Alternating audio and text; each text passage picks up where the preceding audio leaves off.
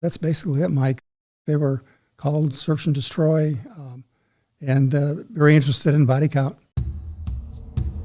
Technology back in the 1960s, when I was commanding that platoon, has changed so much. Well, you know, the jungle, nothing ever dies in the jungle. It's always hot, it's always raining, so nothing dies. Well, Agent Orange kills the jungle. It was difficult to find them tunneling. You know, they were experts at it, building even hospitals underground. They were very good at hiding. Basically, when you control the air and you have B-52 strikes, arc lights going in, they don't want to be found. When the reporters showed up at your base camp early in the morning, they'd been to the briefing in Saigon, and you knew if you were going out on patrol, reporters are there for a reason. Yeah. They expect you to have contact. So you take a good drink of coffee in the morning and say, it's go time. Yeah, it's go time, and we're probably going to find something today. Yeah.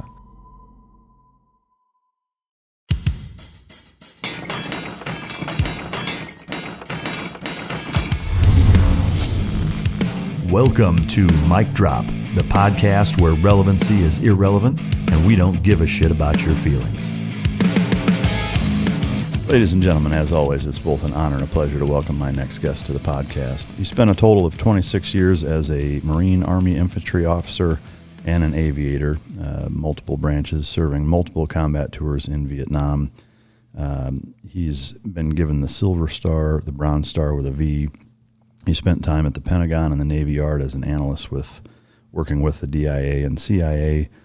He then taught at West Point and at Central State University of Oklahoma. He is the original Gran Torino. Ladies and gentlemen, welcome to the stage, Colonel Nelson Modrall. Thank you, Mike. Yeah, thank you for coming.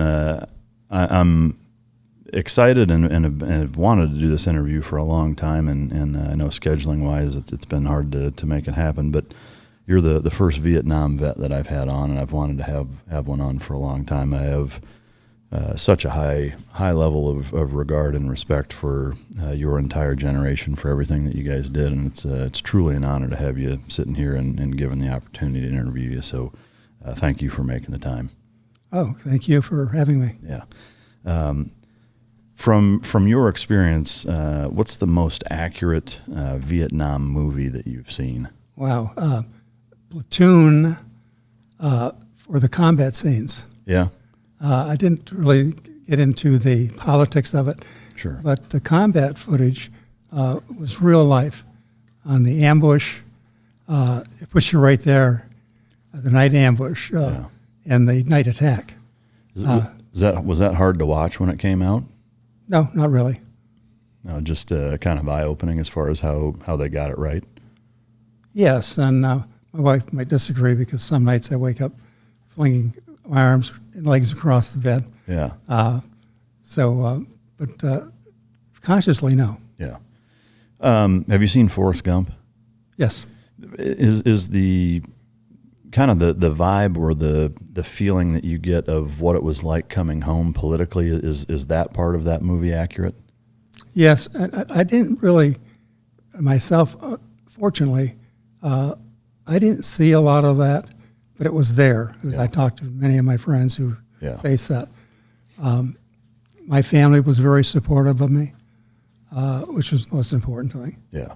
So I didn't see a lot of that that went on in the airports, and I was fortunate, I guess, because we were traveling in uniform when we went station to station.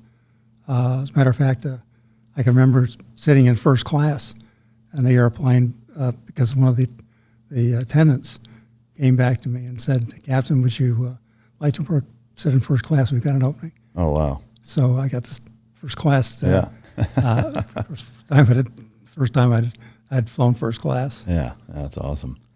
So there were those that appreciated what was going on too. Yeah. What when you came home, I guess. Where did you come back to, state-wise or city-wise, base-wise?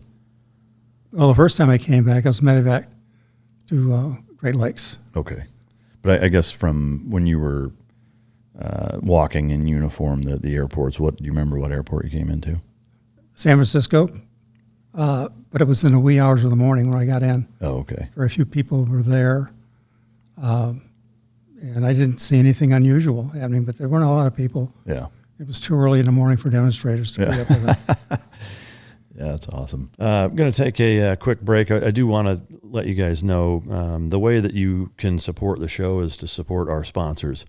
I know some people don't like to hear ads, but that's how I do what I do for a living. So any support you can show for our gracious sponsors is much appreciated. And again, it does support the show. So thank you. What are the two key components for canine success? That's effective training and proper nutrition. Fueled by Team Dog brings those two components to your family and best friend. The perfect nutritional balance that results in a higher mental acuity, energy, overall vitality, and even an improved appearance. Every product you will find in my company's store was born from the battlefield and not from the boardroom. Let my life's work help you become your dog's hero.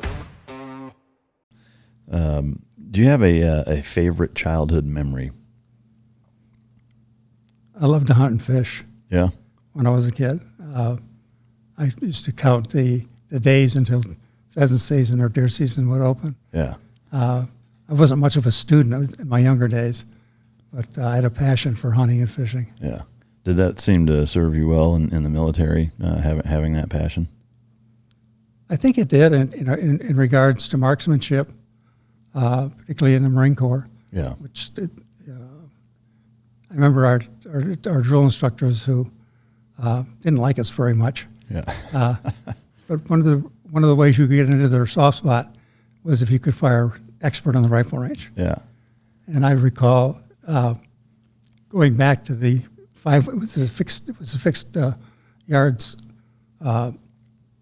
range. It went from 200 yards, 300 and 500. And going into the 500 range, I had to put all 10 rounds into the bullseye at 500 yards to shoot expert. Yeah. And I had the senior DI, who was the meanest DI of the group, Yeah. standing behind me when I went to the line at 500 yards. And I was able to put the first night rounds into the bullseye. So I was 5 points away or 50 points away from being an expert. And the last round went off, and we got Maggie's drawers, which meant I missed the target completely. Oh, wow. So I turned around. I knew I hadn't jerked the trigger, so I turned up and looked at the DI, and I said, "Have him check that again, please." And he did, and I got another bullseye. So the last three weeks of boot camp went fairly well. Yeah. That's amazing. What is the last full book that you've read? The Case for Christ by Lee Strobel. In the word about the author, he was the legal editor for the Chicago Tribune. Mm. And he was also a graduate of University of Missouri with a degree in journalism and had a Master of Law degree from Yale University. Oh. And he was a non-believer, an atheist, if you will. And he lived his life the way it was. But then his wife converted to Jesus Christ, and he thought his whole world was going to come apart. So he decided that he was going to check out the evidence of Jesus Christ. And the book is a spellbinding read as he goes through talking to 13 different experts on religious history, in particular Christianity. And by the end of the book, he has compiled a case not against Christ, but a case for Christ. Wow. And it was a compelling read. I was already a believer before I read the book, but I thought it was a good book for me to read so I could pass it on to others who weren't believers or had some doubts. Yeah. So it was a good read. It was a tantalizing read. Yeah. I will check that out. That's pretty interesting. You're also of everybody I've asked that question to, I've started asking that question to pretty much everybody because I historically have done this lightning round of just these totally random, almost obnoxious questions in some cases. Some of them are crude and offensive, whatever. But a lot of times it kind of gets us way off track, and I'm trying to get into the interview. But I also think that a favorite childhood memory, the last book that you read, and then my next question, which is what is your morning routine? Those three simple questions actually say quite a bit about, like, you can learn quite a bit about somebody by those three things, and I find it fascinating. But My point is that, I ask it, I've asked the last number of guests that same question, and you answered that question faster than anybody. Most people are like, man, what is the last book that I read? Or they're like, I can't even remember the last time I finished a book, but it was refreshing to hear the lightning fast response. And the book, Mike, it's one that you must read cover to cover. Yeah. I mean, the whole book. Can't skim it. He's interviewed at the end of the book by the skeptics. Oh, okay. And so brings more support for the evidence awesome. That supported Jesus Christ. Well, I tell you, for you, I will check it out. I will read it. How about that? I'll make you a deal. Okay, and for you, I've got a copy of the book to give to you. All right. Well, you're already ready. What is your normal morning routine on kind of a standard morning? First thing I do is reach for a devotional written by Billy Graham. I read that. It's short biblical from morning. And I get out of bed and get dressed, take care of my 2 dogs, 2 little Dachshunds who I released to the backyard. Yeah. And stay out there for a few minutes with them and bring them back into the house, and then get dressed, go on a morning walk with my wife. And we take a 30 to 35, 40-minute walk through our neighborhood at a fairly brisk pace. And then on every other day, I try to do 35 push-ups. And then I have breakfast. And then I turn to reading devotionals and Bible study for about 45 minutes to an hour. Again, most times doing that alongside my wife. That takes us pretty much up to a late morning, 11 o'clock, 12 o'clock, and then I'm ready to go into the office, or if I've got something that needs to be fixed around the house, I'll tackle that. Yeah. What does breakfast normally look like? Is it the same thing every day? Same thing. I'm very obnoxious in that regard. I have the same type of cereal. It's a protein builder, coffee, and a sweet roll. Yeah. Is it a homemade sweet roll or? No, it's not. Usually it's a Costco cinnamon roll, or if Costco's not running them at the time, we'll go over to Walmart and pick up a cinnamon roll. Yeah. And once in a while, my wife will cook cinnamon rolls. Yeah. When she's feeling up to it, I like it. Where are you originally from? I was born and raised in Saginaw, Michigan. Really? And I spent the first 18 years of my life there. And then at 18, graduated from high school. I tell people that, if you had trouble in high school, it's not the end of the line. I probably graduated closer to the bottom of my class than I did at the top. Yeah. And didn't really realize the importance of education until I joined the Marines.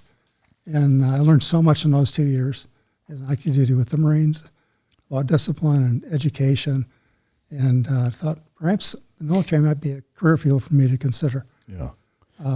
Growing up, did you have siblings, and did you play any sports? I did. My father came down with later diagnosed as Parkinson's disease when I was in about the 8th grade. And so I went to work at age 16. I was also very little for my age. I used to get on my mother later in life about, why did you hold me back? I started school when I was 4. I was one of the youngest kids in my class, and I was small for my age group. Yeah. Or for the senior in high school, I finally started to catch up.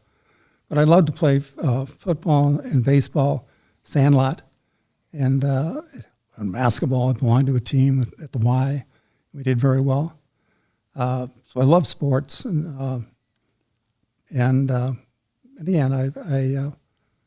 that activity I think was important too.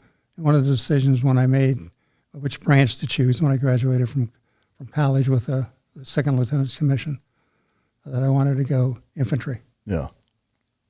Did you have siblings growing up? Did I have what? Siblings? Yes. Yeah.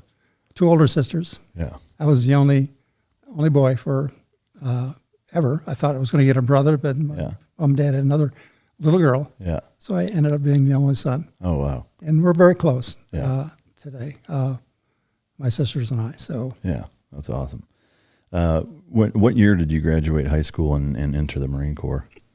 I graduated from high school in 1957, and in February of 58, after a semester of college, which I, again, was able to get away and escape with a C average at the end, and scurried, tried to get my grades up and got a C average, so it wasn't too bad. Yeah.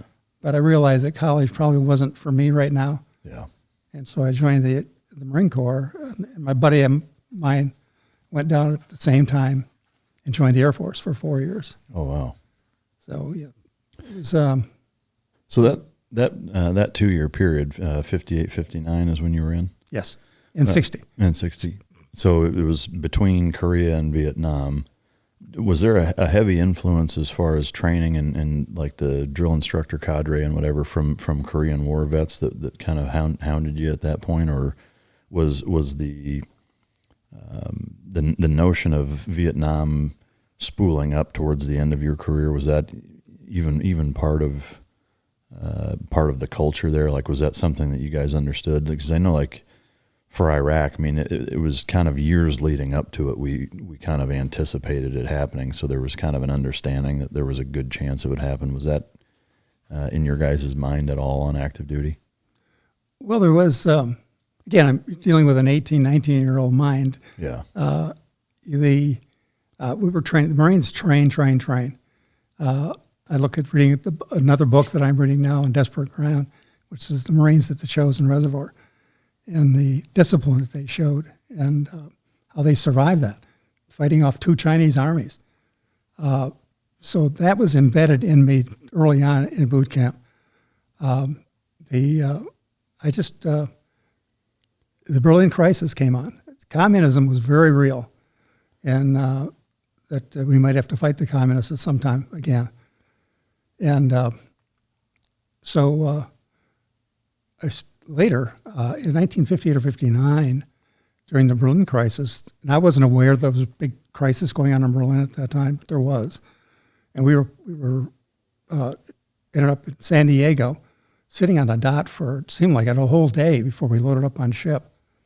And we went out to sea for 3 weeks, which told me I made the right decision not going in the Navy, because I feel your pain there. The USS Montrose was round bottom. It's very difficult to subsist on saltine crackers for 3 weeks. But that was eventually, and then we did a practice landing on San Clemente Island off California, but that was during that Berlin crisis. Yeah. And that we were put out there to float, probably headed toward Germany. Wow.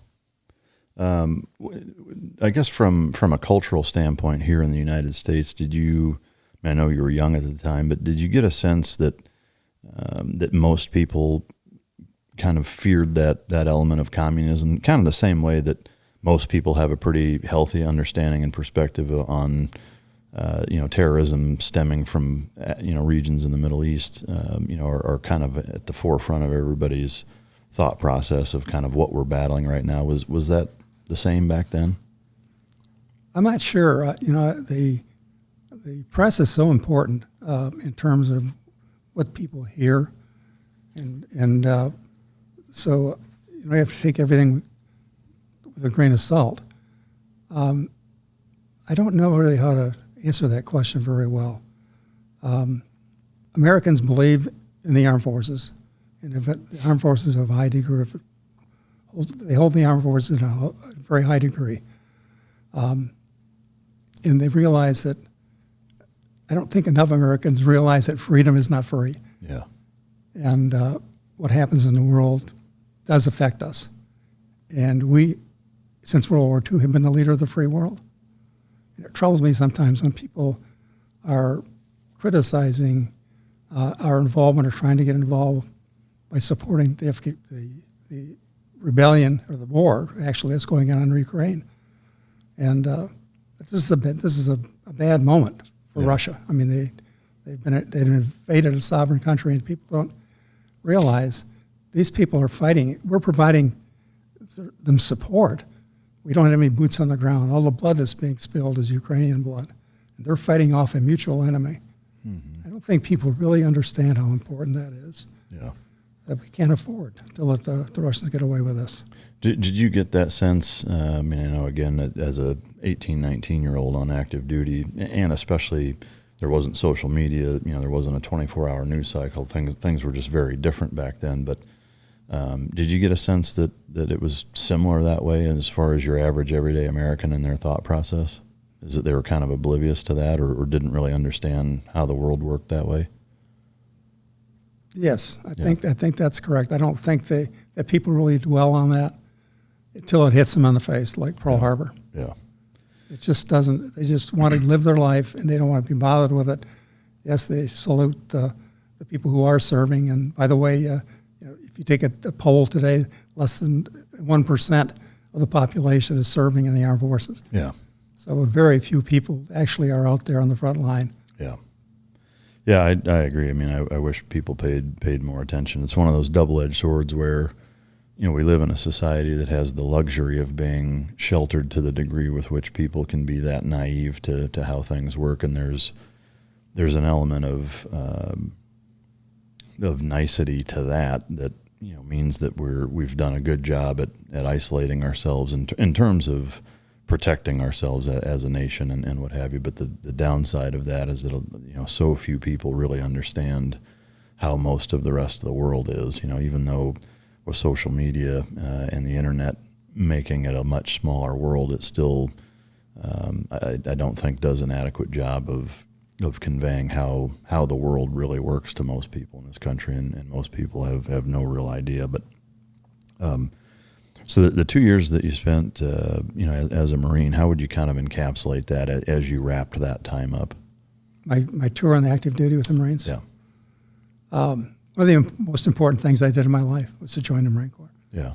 One of the most. I had a battery commander, Captain T.A. McFeeters, a World War II veteran. I had so much respect for him. He was a role model for me.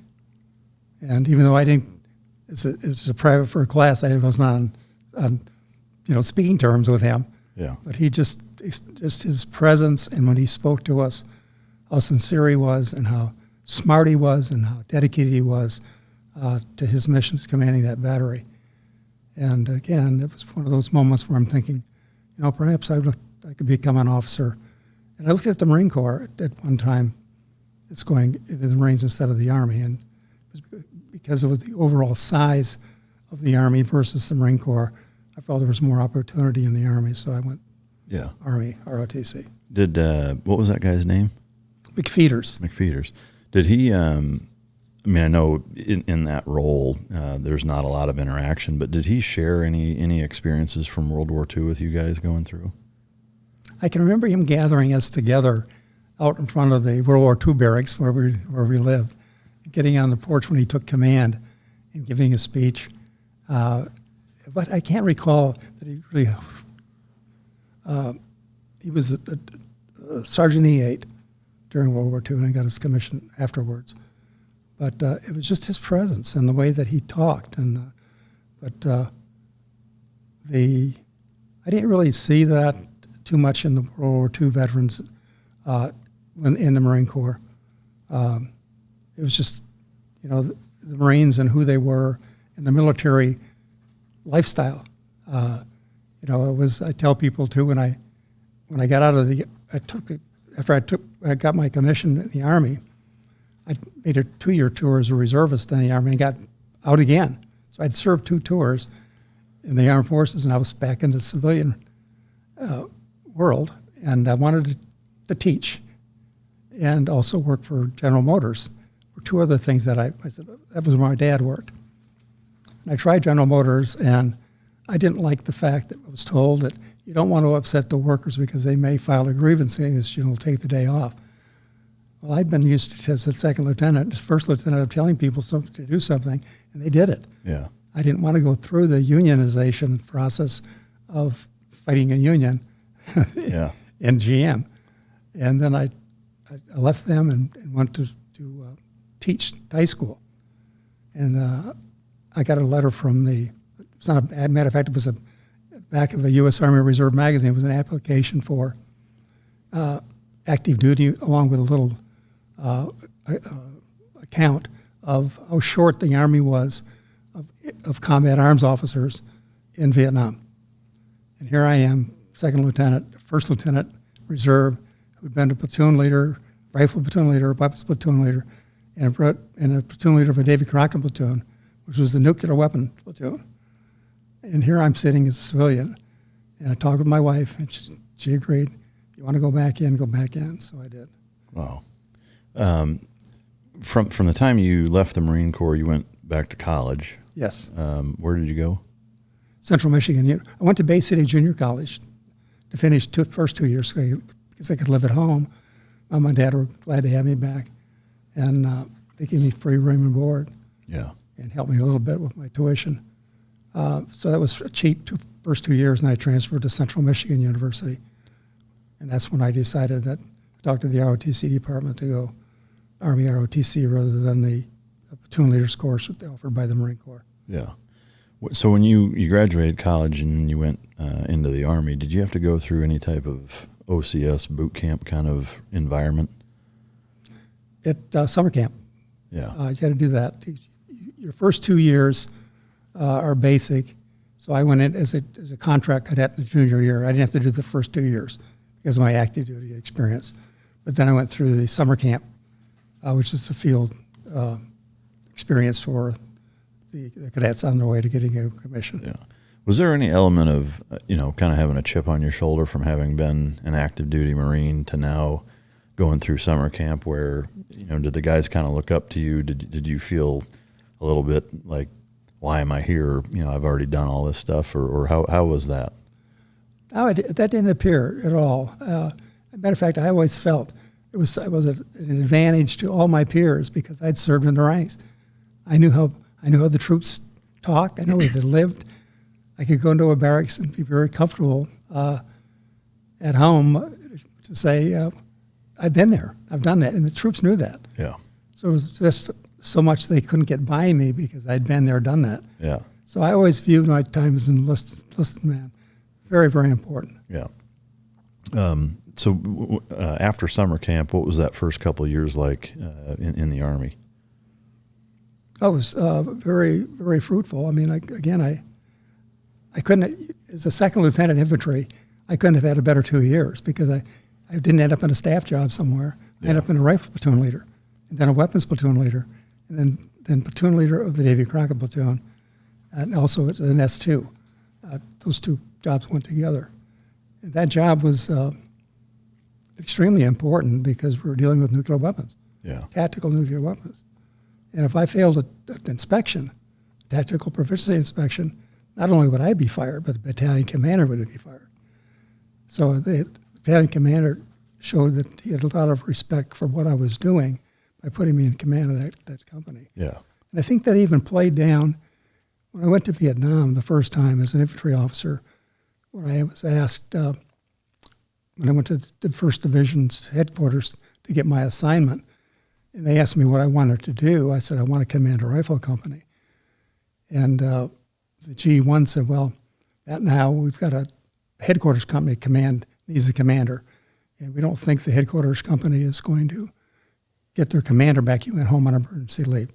So we're going to put you in there for now. So I was disappointed, but saluted and walked out. And that night at the bar, the officers club in Phu Vinh, the G1 came down and sat next to me and said, well, you got your wish, Captain. General Depew just relieved Bravo Company commander, and that's what you're going to do. You're going to command Bravo Company, and they're coming in from the field tomorrow, and you'll have a day to get to know your company. Wow. That's incredible. The time that you spent at the as the leader of the Davy Crockett platoon and the tactical nuke thing, for the listener, the tactical nuke thing, I think, is something that you're hearing a little bit more about now in Ukraine, but I think that few people understand that those even exist. Can you speak to that capability a little bit? Well, they're small, but and again, the technology back in the 1960s, when I was commanding that platoon, has changed so much. I mean, if you get online and look at the Davy Crockett, it looks like a prehistoric monster. Yeah. So the capability and the power of today's tactical nuclear weapons probably much surpasses what I was dealing with. Yeah. But it's going to be big. I mean, it could And I even hazarded to guess what they could do. But the mission basically at that time was to dirty the ground so the Russians couldn't come rushing through with their massive troop invasion. Yeah. But again, too, Mike, back to Vietnam, when there were other captains that could have commanded that company. So my experience as a second lieutenant in Germany with the 4th Armored Division as a platoon leader, rifle platoon, weapons platoon, and then as a Davy Crockett platoon leader, that must have caught someone's eye. Yeah. Either the division commander or the G1 or the chief of staff. Yeah. Wow. Oh, gentlemen and ladies, are you tired of having buckwheat in a leg lock as far as your downstairs is concerned? I know I was, and so I turned to Manscaped. And this one, which reeks of excellence, is the actual one that I shorn my sack with. This is the regular Manscaped model. It's got, if you're a really hairy bastard like I am, it's got 2 different guards for different lengths. They do have an ear and nose hair trimmer. You get to be my age, and that shit starts to grow. This works exceptionally well and is very gentle as also. They have the Crop Reviver. This is also known as a ball toner, which, if you're getting ready to do the damn thing and you want to not offend anybody, then the ball toner works great. And this is the Crop Preserver, which is ball deodorant. Both of them are fantastic products. Manscaped is a hell of a brand. They're extremely supportive of veteran companies such as this one and the Mic Drop podcast. I do use the shit out of this product. It's even got this little light on it. You can hear that, ladies. I know you know what that sounds like. So I use their products. I love their products. I have for a number of years now. And now that they're working with us, if you go to manscaped.com, the code is MicDrop, all one word, capital letters, and that's for 20% off all of the ball manscaping products that you could possibly want. And again, ladies, you can use these too, because God knows we all need a little bit of help down there. So what was that like moving from that role now into meeting your company and getting into where you're heading over to Vietnam for your first time? For the first time? Yeah.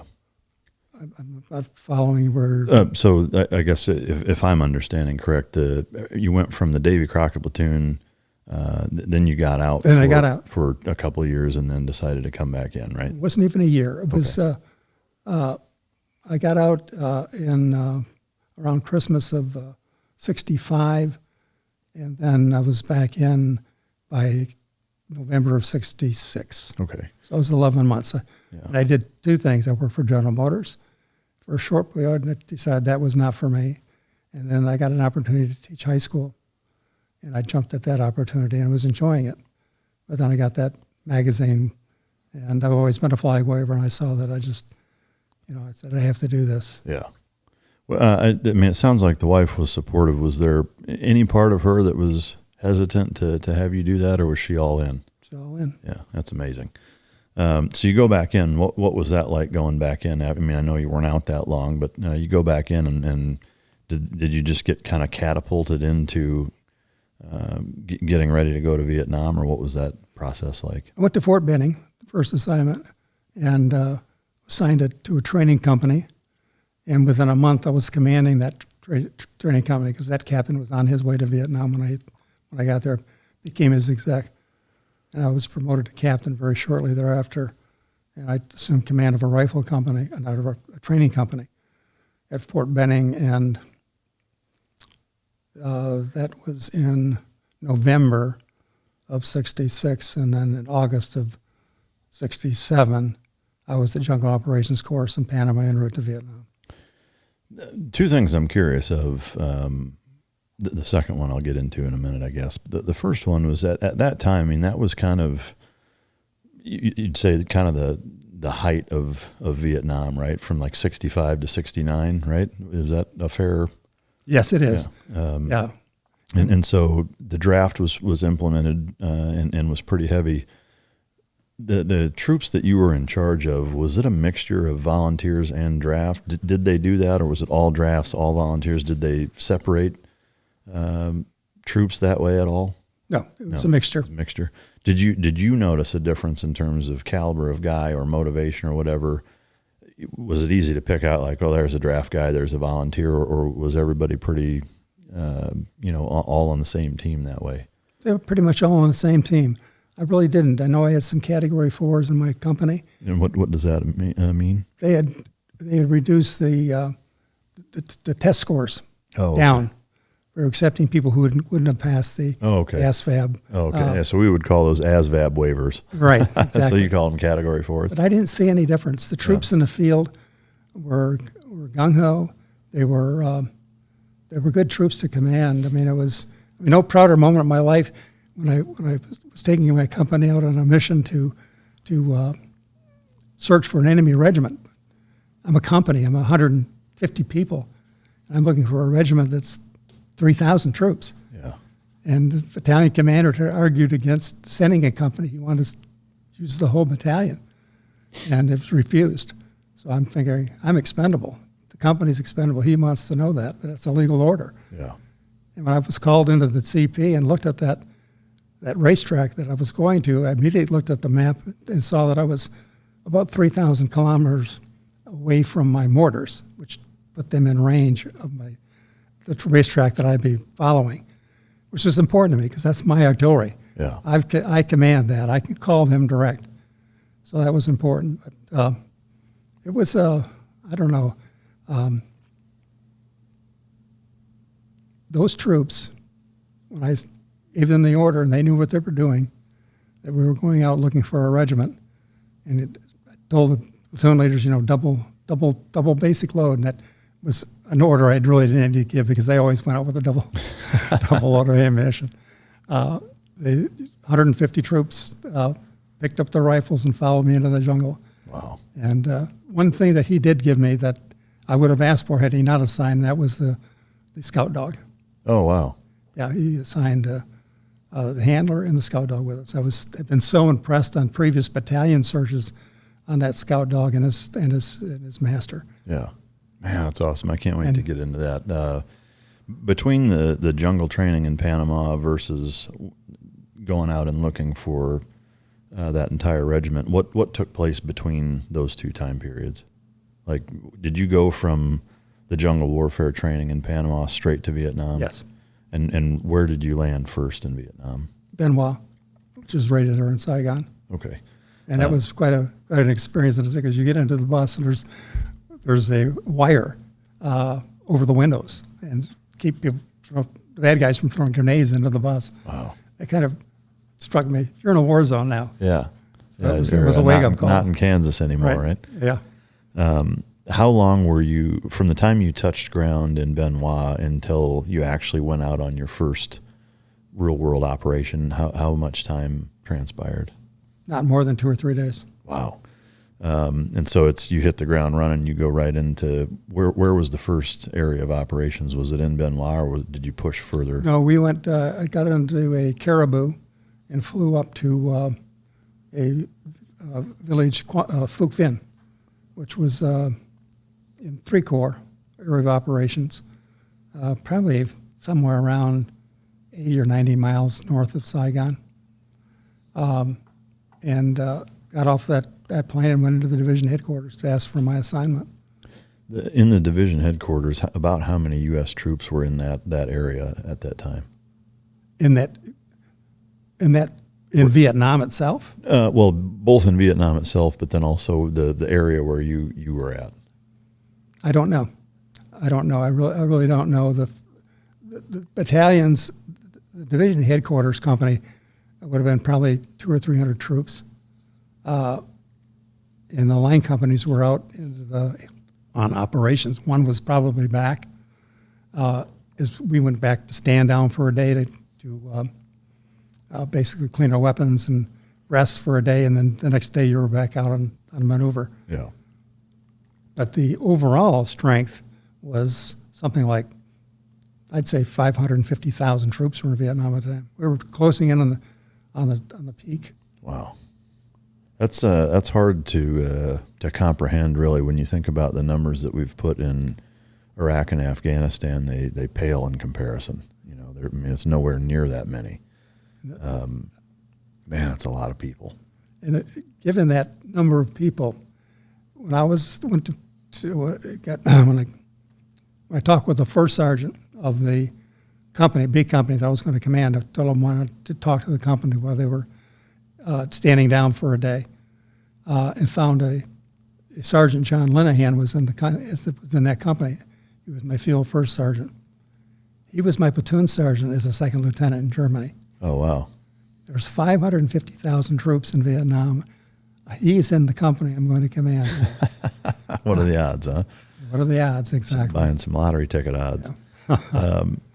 So do you remember the very first mission that you went on?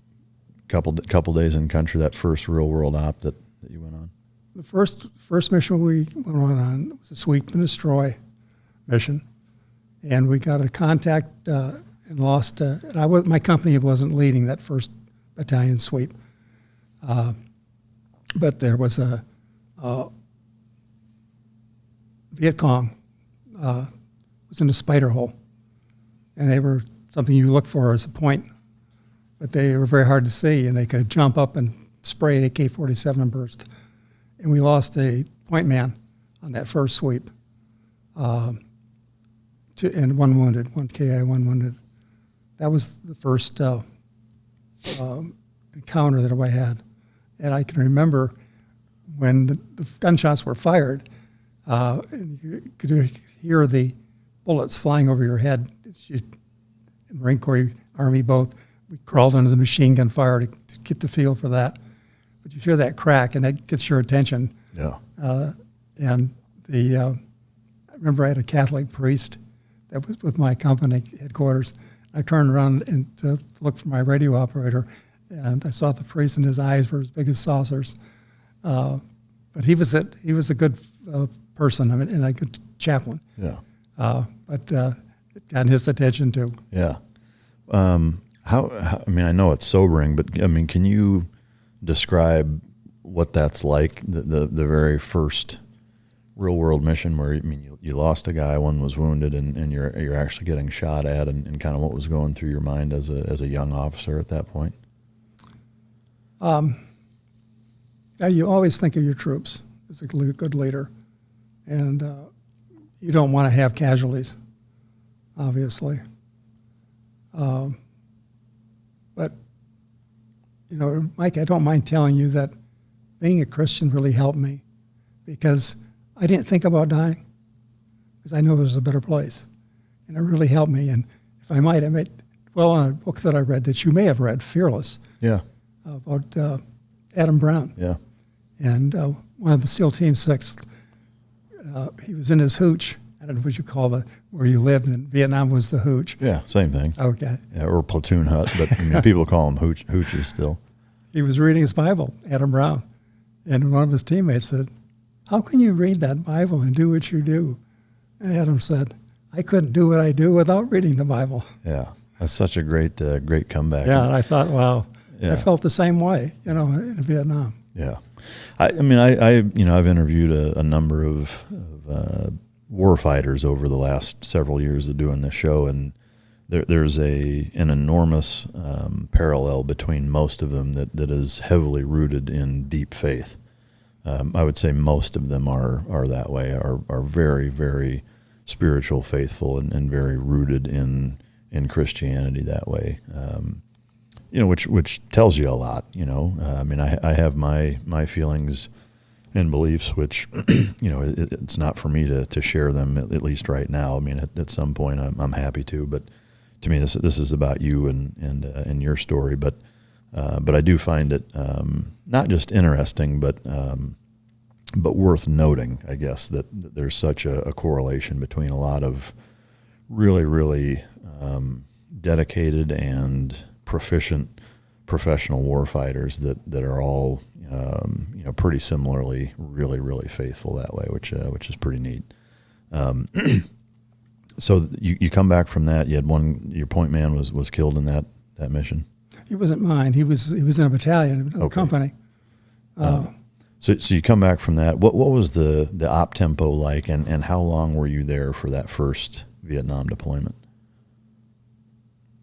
I want to say pretty close to 3 months before I was wounded and medevaced.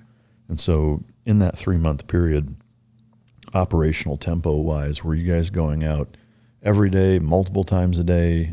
Were there times where you wouldn't go out in a day, or was it just nonstop? It was basically nonstop. We got, even the one day we went back to clean up and clean your weapons and rest for a day. The next day you were in Division Reserve. And during that time, I never stayed more than a day in Division Reserve. Yeah. We were deployed. Yeah. So it was constant. Yeah.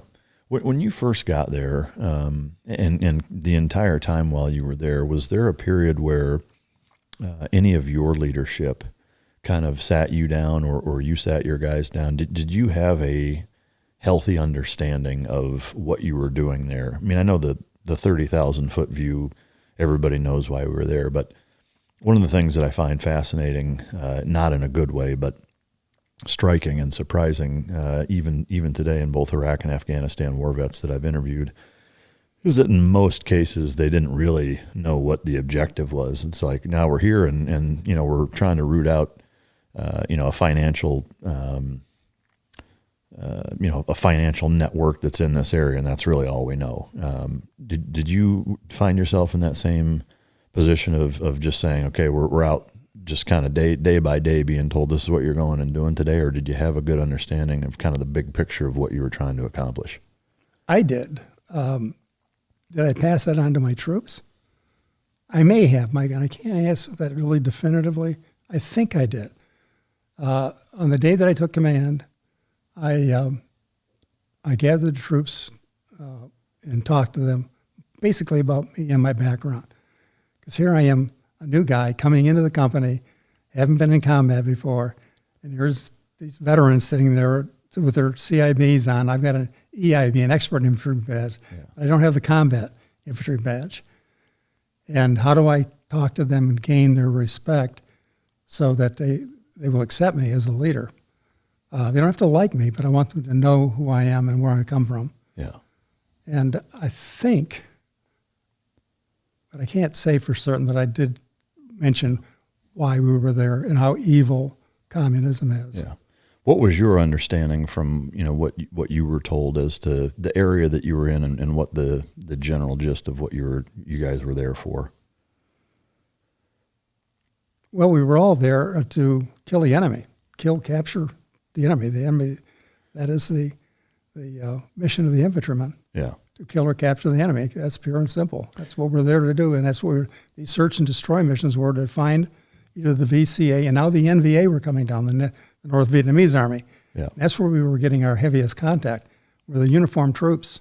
They were coming down in late '67. Yeah. That's one thing that I think, again, gets maybe lost or isn't understood by many, is the difference between NVA and Viet Cong and kind of how those networks operated. And I think very similarly to elements of Iraq and Afghanistan. I mean, for that matter, there's, to parallel it, it's pretty much all Viet Cong, in terms of the fight going against insurgents in Iraq and Afghanistan. Yes, there was early on in Iraq, for a very brief period, there were uniformed troops that were Iraqi army that were fought, but that was, a very short time, and I'm not going to say that we didn't incur casualties. We did, but it wasn't very many. I mean, they didn't put up much of a fight. But the insurgency afterwards, and that's where it's tough. And I'm curious.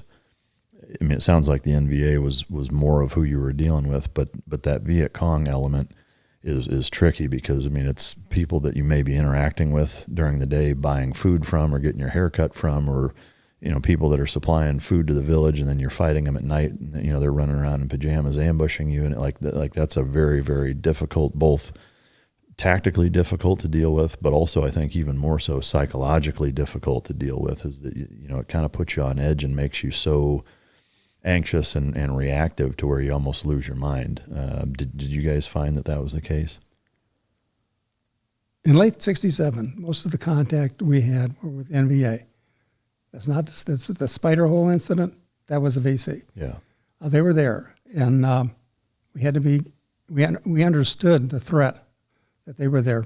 Farmer by day and Viet Cong by night. And one of the reasons that when General Abrams took command from General Westmoreland. He initiated a program of pacification and Vietnamization of the war, which was so important. It was working, but we weren't going in and search, destroy, and clear an area and then leave. He was leaving troops behind in those hamlets so that the people could understand that they were going to be protected at night. And that wasn't working because initially we were sweeping in, clearing the area, and then leaving. And then guess who comes in the night and takes vengeance on the people in the village?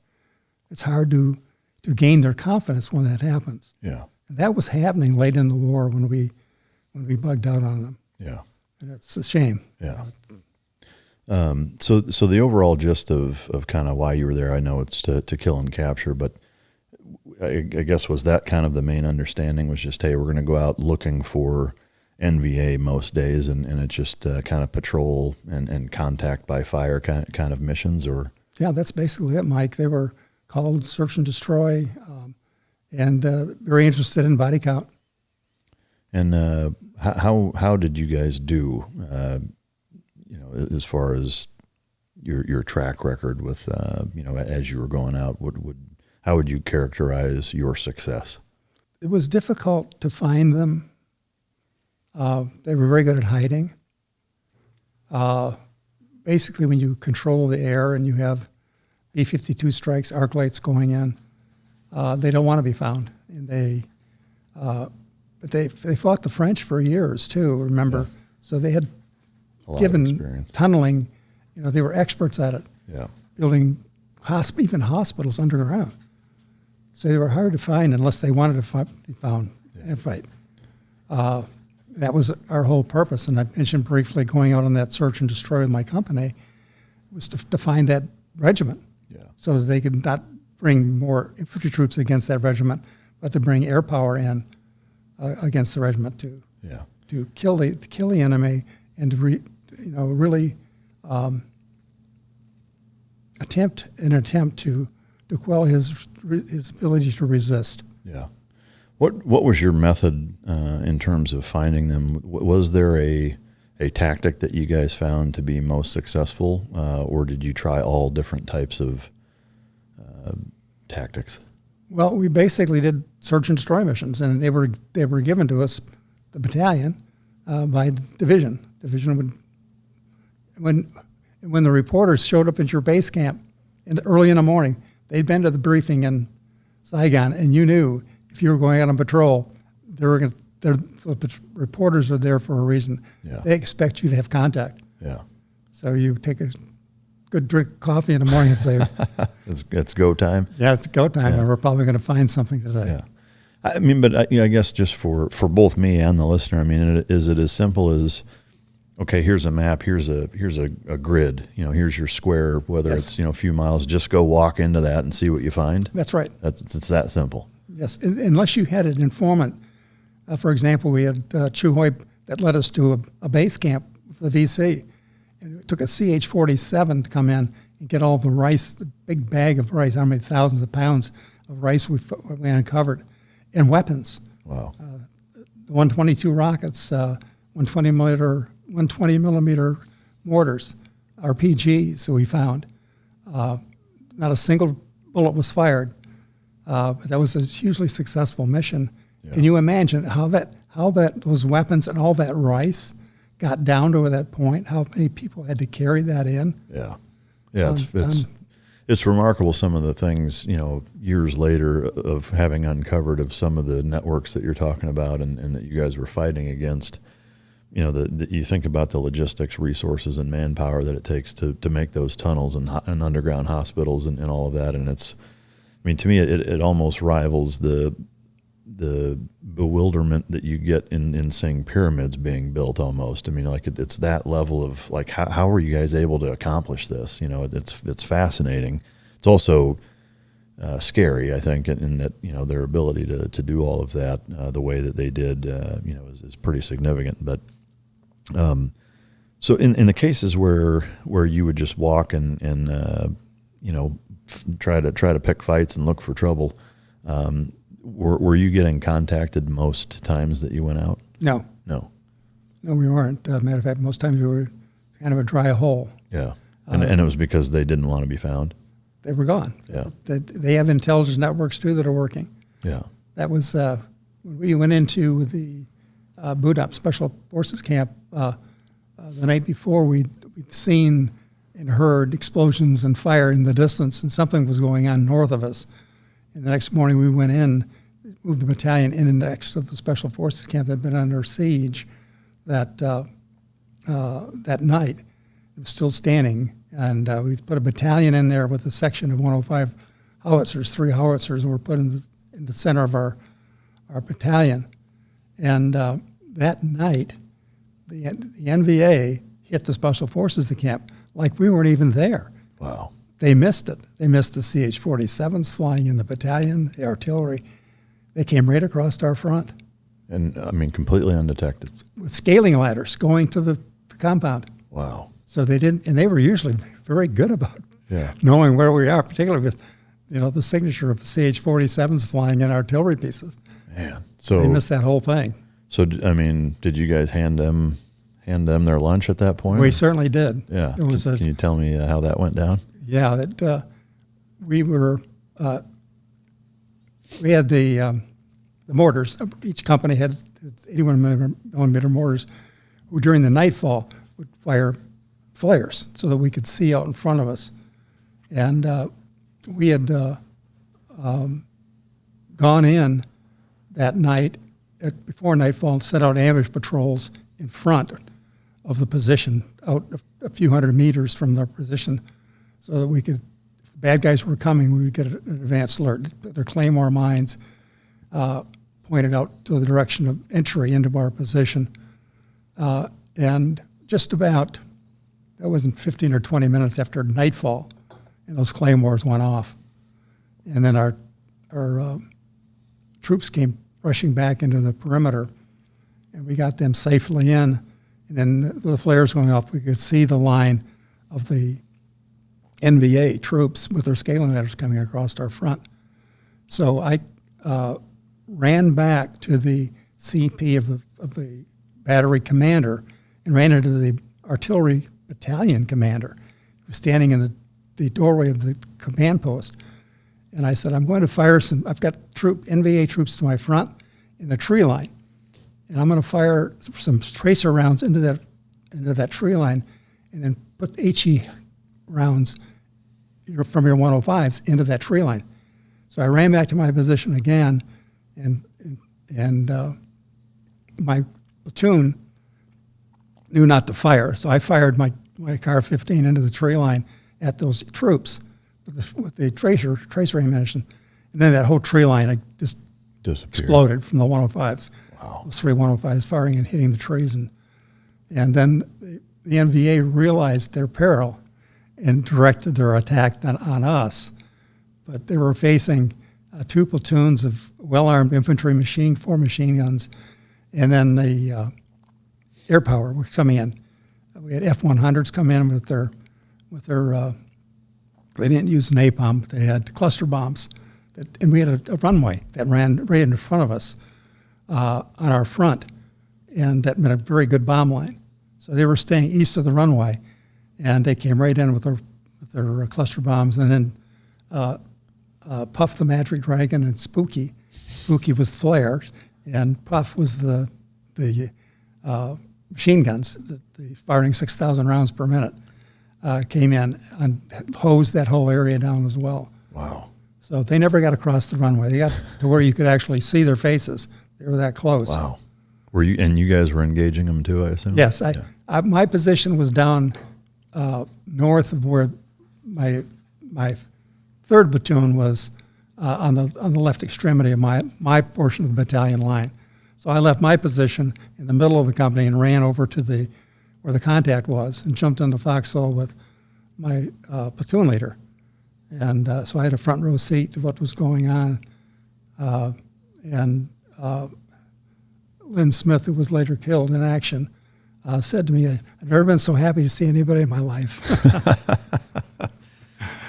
Man. All right, so as you know, Mudwater's been a staunch supporter of the Mic Drop podcast for a while now, and they're now running a Veterans Day promotion where they're going to be donating 10% of the customer revenue to Heroic Hearts Project, which is an organization that directly helps veterans process their military trauma and PTSD by providing access to psychedelic treatment, which, over the last few years, we've had a number of guests on the show that, have really, kind of testified to the fact that their lives have been changed by a lot of this treatment. So, I'm very appreciative of Mudwater for this new campaign that they're doing, really spearheading the giving back to the kind of the psychological side of trauma that a lot of combat veterans deal with. They've got a Rise Blend, which is a coffee alternative. It's got 4 adaptogenic mushrooms in it, as well as some herbs with a fraction of caffeine. It's a fraction of a cup of coffee's worth of caffeine. So you get that same energy and lack of tiredness from a cup of coffee without the crash at the end. Each ingredient was added for a specific purpose. You've got cacao and chai for mood and that microdose of caffeine. You've got lion's mane mushrooms for alertness. You've got cordyceps to help support physical performance, chaga and reishi to support the immune system, turmeric for soreness, and then cinnamon for the antioxidants. For me, my jam with that is stevia vanilla drops and a splash of heavy cream. That's how I like to drink it, and that's how I used to drink coffee, and now how I've replaced it with Mudwater. It's fantastic stuff. I can't recommend it enough. It's not hard on your stomach the way coffee is, but it gives you that same ritual and kind of almost nostalgic morning cup of joe that everybody tends to dig. So if you go to Mudwater, that's mudwtr.com/Mike, you will get 15% off. And again, I want to encourage you guys, by supporting the sponsors, that's the best way to support the Mic Drop podcast and give us the ability to bring you these guests show after show and get everybody's story out. So again, that's Mudwater, mudwtr.com/Mike, and use that code Mike for 15% off. Do you know about how long that whole engagement lasted? Not long. It was just a couple minutes? Just a few minutes. Yeah. Did you guys go do like a battle damage assessment to see what? Yeah, the next morning we did. There were 25 NVA out in front of us, but they couldn't get to them to drag, and blood trails all over the back of that area. Yeah. So for sure you got 25 of them. 25. Yeah, and probably a bunch more that they dragged off. Yeah. Wow. Do you have any idea what how big of a force it was initially? Like, was there a way to kind of guesstimate? Well, later it had to be. I would say with the number. This was the battalion or regiment coming in to finish the job on that Special Forces camp. Yeah. So they'd hit it the night before, or the night before they had hit the Special Forces camp. The next day. They lifted us into the area just adjacent to the Special Forces camp. Yeah. So we set up a perimeter to the next to the camp, the Special Forces camp, and then the 105 Artillery Section came in and sat down in the middle of the battalion's perimeter. God, that's amazing. They didn't catch that. Yeah, it is. It was truly amazing that they. How bad was the night before when they hit the Special Forces camp? Do you know about? I mean, it's Army Green Beret Special Forces. I'm assuming. Yes. Do you know how many were there? I have no idea. Yeah. Do you know what kind of casualties they took? I have no idea. Yeah. I know that their ammo dump went up. Yeah. There was an explosion there, and it was still burning when we got there. Still burning the next night. Wow. And periodic explosions would occur when somebody would go off. Man. What did you guys do after that? So the next morning you find 25 NVA, KIA, and then we went on to sweep. Yeah. They were gone. Yeah. Didn't find anything else. Nothing else. And then that night, about supper time, we were just finishing our supper meal, and B-52s came over on an arc light, and they dropped 500-pound bombs into that area. And we were close enough we could actually hear the bombs coming down. Wow. I can't believe a kilometer away what that sounded like. Yeah. But you could hear the whoo as they were coming through the air and exploding. And not a minute or two later, with the prevailing winds, you couldn't make out your friend next to you because of the debris that the wind was carrying Jeez. our way. It's war environments, obviously there's so much chaos and crazy stuff that happens. One of the things that is one of the most horrific and dangerous parts of it is the air that you breathe in during those excursions, of just everything on fire and toxic, fumes from whether it's burning fecal matter or, there's just so many elements of war that are toxic and terrible.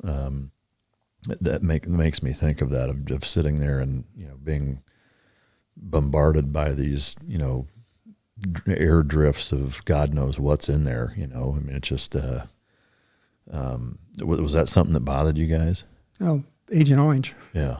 That was the... Can you speak to that a little bit? It's something that's kind of a buzzword, but what was, like at that time, what was your guys' understanding of it? Well, the jungle, nothing ever dies in the jungle.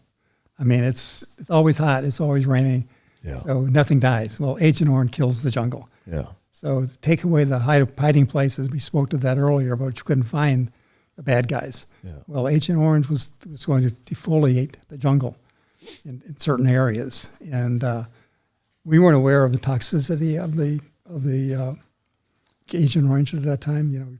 You believe your government would be careful not to expose their troops to something that was that toxic. I still forgive my ignorance. Do you know what it is, or what it's comprised of to make Agent Orange? I don't. I just know that I've seen the Air Force deliver it. Yeah. With their C-119s and streaming over the jungle that we would walk in. But whatever it is, it's very toxic because the many disabilities that veterans are getting today out of the Vietnam War stem from Agent Orange. Yeah. Were you around it? Oh, yeah. Yeah. Did you ever have any after effects from it? I've got coronary artery disease, which is it's one of the disabilities that VA recognizes as attributable to Agent Orange. Yeah. Were there instances where you guys would be out and they would drop it and you'd go in right afterwards? Not that I know of. Maybe the next day. Yeah. And is there? But it would take a while for that to defoliate. It wasn't instantaneously, and I don't know how long it takes. Yeah. But I know we were around it, and we were operating it closer to where we could actually see the aircraft going in. Yeah. Wow. Did it have a smell to it at all? Not that I can recall. Yeah. All right. So after the Special Forces camp gets raided, you guys come and ambush the ambushers. Where did you guys go, and what did you do after that? Well, we stayed there at Boot Up. On the 7th of December, we got into the camp somewhere around the 3rd, I guess. I was wounded in medevac, so I didn't leave that area. I left it, but by medevac, I was dusted off. That's another story, but so I didn't leave that area. So while we were there, we were on search and destroy, trying to find the remnants of that regiment. And then the morning that I went on with my company, that night I was wounded. But during the day, that's what mission was. Our mission was to go out and find that regiment. From the time that you got there until the time you were wounded, you said it was about 3 months? I think so. And most of the operations that you went on were dry holes. You didn't run into anything. Were there any pretty gnarly, heavy gunfights before you got wounded that in that 3-month period? Well, the heaviest gunfight I was in was at Boot Up. The enemy that close, and that many of them. Were there instances prior to that where you were getting into it with guys, or was it largely not finding anybody? Basically, we went into Loch Ninh, which is in the province which houses the part of the Michelin rubber plantation. That was under heavy siege, and the 1st of the 18th Infantry, 1st Division unit, was hit pretty hard and hit the NVA even harder because we came in to relieve them when the bodies were still there, where they'd been disposed of. And we were going to relieve them in place. But the only encounter I had in that, when we went into that position, was with a Cobra at night. Yeah. How did that go? That went pretty well. In the infantry company I came in, we had several Southerners. One of my platoon sergeants was from Louisiana. And to describe the scene, when you relieve another unit, if they haven't been careful with the disposal of their garbage, it attracts rats. And what do snakes eat? Rats. Well, we were in that NP night defensive position, assuming the position the 1st of the 18th when they left, and the rain was falling. So we had, outside of our fighting position, we had a place where we could lay down. We had sandbags and a tarp over it, poncho, to keep the rain off, or we could catch a few winks. And I'd gotten in there, and I slept with my artillery FO, forward observer. I took command of the company. I said, wherever I go, I want you.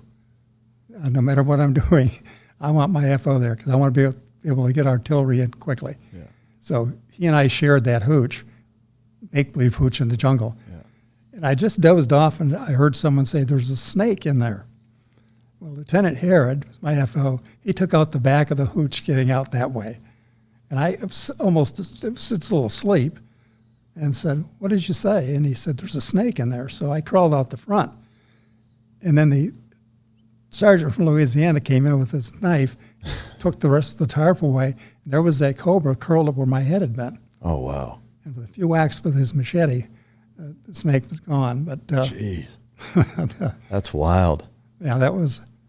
Were there instances of, I mean, I know there's some pretty dangerous jungle life there. Were there occurrences of guys getting bit by snakes or getting attacked by anything in the jungle that way? Well, like the incident that I just described, some people say, you were really lucky. I say there was an angel of the Lord there. Yeah. I've got a lot of those moments. Yeah. But I can recall with another company on a night ambush ambush site, was bitten by a snake. It had to be medevaced out. Wow. I mean, things that you don't really think about, a lot of times. But yeah, I mean, you're in there with there's some pretty dangerous creatures running around there. All right, so now after that, you go to boot op and the Special Forces excursion happens or exchange happens. After that, how long between when that mission where you guys killed the 25 NVA and then some, and then when you got wounded, how much time transpired? 2 or 3 days. So were you guys fighting that whole time? We were just on search and destroy missions without contact. Yeah, and then you got contacted. Yeah, when I went out with the company alone. Yeah, can you walk us through that occurrence? That morning, again, I remember that's December 7th. Most everybody realizes what that date is. Yeah. It's also my sister's birthday. Oh, wow. We were on, it was one of those days when the helicopters came in with the media. So we knew something was up. And then I got a call, prepare your company for a mission and report to the CP. So I told my first sergeant, bring the platoon leaders up here to meet with them when I get back. Took my radio operator and went up to the battalion CP, and I saw the battalion commander standing before a map. I went in, saluted, reported to him, and he said, before you say anything, I've already talked to the division, and I can't take the battalion. He's only going to send a company out to recon and force for a reported enemy regiment in your area. And he said, I will attach a platoon from A Company to you and the scout dog with his handler. And do you have any questions? And I said, why? Well, he'd already answered the question I was going to say, well, why just the company? And to add to this, in the October of '67, just a few months before, the 2nd of the 28th Infantry, our sister battalion, walked into an enemy ambush and lost 79 KIA, 100 wounded. Wow. And I'm thinking of that as I'm getting the mission. I'm going out to company strong, and on a morning report, which is our daily log of how many people I've got in my company, there are 200 men. Well, if I could field 135 with R&Rs going on, rest and recuperation, 30-day leaves, and the wounded, walking wounded, I had 135 troops to go out. And then he attached a platoon from Alpha County, which has added another 35 people, which gave me 150 troops to go searching for a regiment that might be 3,000 strong. So it was a legal order. So I saluted and walked out out of the tent. Did you ask, and if you already said it, I apologize, did you ask and did he tell you why he was only going to give that, or did he just say that's what's happening? Well, he kind of preempted that question because he said, I've already asked to take the battalion. Yeah, but they didn't give him a reason as to why. No. Yeah. My reason was he remembered the loss. He didn't want to lose the guts of another battalion. It's one thing of a company. Wow. But take 180 casualties in a battalion. Risk the company. That's why I said earlier. I had to view myself as expendable. And as I left the tent, again, I looked up to the heavens and said, God, may God help me now. It wasn't so much for me. It was for my ability to lead this company in this search and complete that mission. Yeah. With a minimum of casualties. That's a hard thing to wrap your mind around, I think. For me, it is at least. You know, to have a commander rationalize his actions that way. I just don't get it. I really don't. I mean, to me, strength in numbers, I would rather send an entire force that's going to be, better equipped. I mean, to me, that's almost like, don't send anybody then. If you're only going to send 150 guys to look for 3,000, like, why don't you just do air reconnaissance and try to bomb them out? I mean, I don't know. Am I crazy? Well, the triple canopy jungles kind of use out aerial reconnaissance. I mean, and they're masters. They were masters at hiding in the underground facilities. I mean, why didn't they to turn up that regiment that attacked the Special Forces camp? So boots on the ground were basically the only way to do it. And but your point's well taken. If you're looking for a regiment, why not at least send out a battalion which would have a chance of with its firepower to survive? Or I guess, from a tactical standpoint, I would say, okay, if you're going to do almost the cat and mouse game, send a platoon out, that's really, really light, not weighed down, like they're super light loadout. Your small athletic guys, or even just a handful of them, almost like scouts with everybody, flanks or in the rears or air assets doing racetracks waiting for that engagement to happen to swoop in. To me, that would make more sense than sending a mid-sized group that's big enough to be slow, but not big enough to be formidable against a 3,000-man element. To me, it's like that's almost like the worst of everything.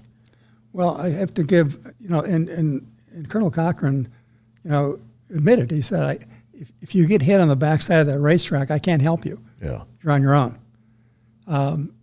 And I appreciated that, but it was a mission, and it was as a captain, I just did what you were told. It was an order, and I couldn't. He'd already made that rationalization to the division commander, and why not send a long-range reconnaissance patrol? That's their mission, and they were out there in Vietnam. And the LRPs, they're famous for LRPs, that. And send them into the area to find. Yeah. They're trained and they're small, hard to detect. Yeah. But they can give you eyes. Yeah. Not having been even alive then, let alone being super, well versed on the tactics and the strategy behind fighting Vietnam. To me, that would make sense, is to use LRPs or small, squads or even fire teams of special operators to go do that kind of stuff with an entire battalion, close by with a bunch of air assets. Just, send a few guys in to kick the hornet's nest over, and when that happens, then everybody comes out of the woodwork to battle. And to me, makes way more sense than sending 150 guys in But I don't want to armchair quarterback it. I wasn't there, like it's easy to sit here after the fact and say, I'm not trying to be that guy. It just, to me, even looking into that, me not knowing what happened other than that you got wounded. I can look at that and say, I can think of half a dozen better ways to try to approach that seem like a smarter way to go about it. I wasn't wounded at that point. Oh, okay. That night I got wounded. But I, out of deference to the division commander, I was a pretty formidable force. With 8 machine guns and well-trained veteran troops, I could inflict a lot of damage. Plus, I had artillery with me and air. Yeah. And the air responded very quickly to the call when we got hit. Yeah. They were there almost instantaneously. Okay. So, that kind of was his strategy then, is you've got all these other assets that are quick to pounce if you guys get into trouble, and that's how we're going to approach it? Yes, that was it exactly. Yeah. Okay. Well, my bad then. I retracted it to a certain extent, but I still... And again, a company, and we were very fortunate. Again, the Angels were there. Yeah. They hit us at the front end of the racetrack rather than the backside. Yeah. And they hit us early. And lucky for you. Lucky for me and lucky for my men. And God bless that dog. Yeah. Because he saved us. There's no question about that. We'd have continued marching right on through and offered up our flank to that ambush instead of the point. So can you walk us through kind of step by step how that all transpired? When we left the NDP, in that defensive position, about 8 o'clock in the morning, and crossed the runway and into the jungle, I'd already coordinated with my platoon leaders, gave them the order of what we were doing, and I made a special note with my mortar platoon leader, who was staying back in the base camp.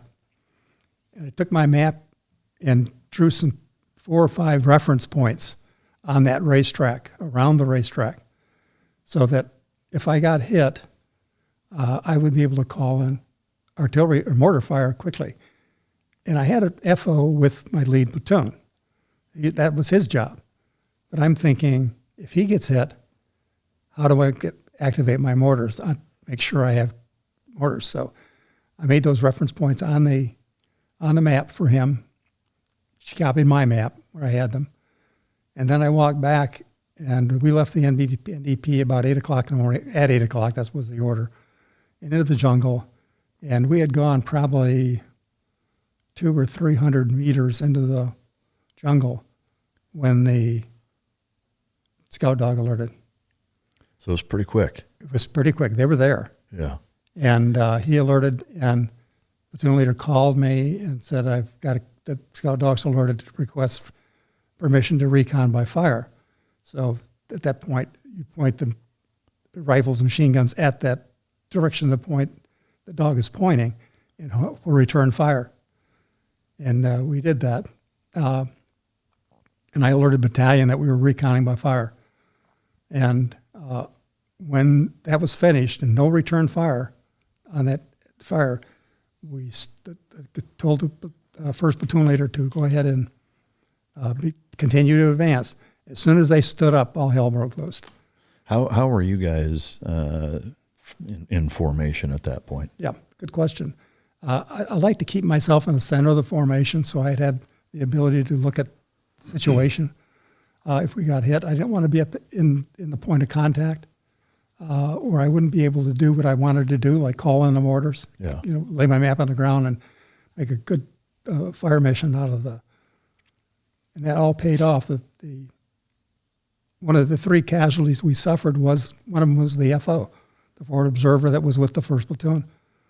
So I called back to my mortar platoon leader with the fire mission, and had taken my compass out and my map, got it oriented on the ground, looked at the first reference point and said, drop 200 meters. And I initially said 400, and I thought, these maps are photo maps. They're not super accurate. Yeah. They're good, but for what we had, so I just reduced that by 200 meters.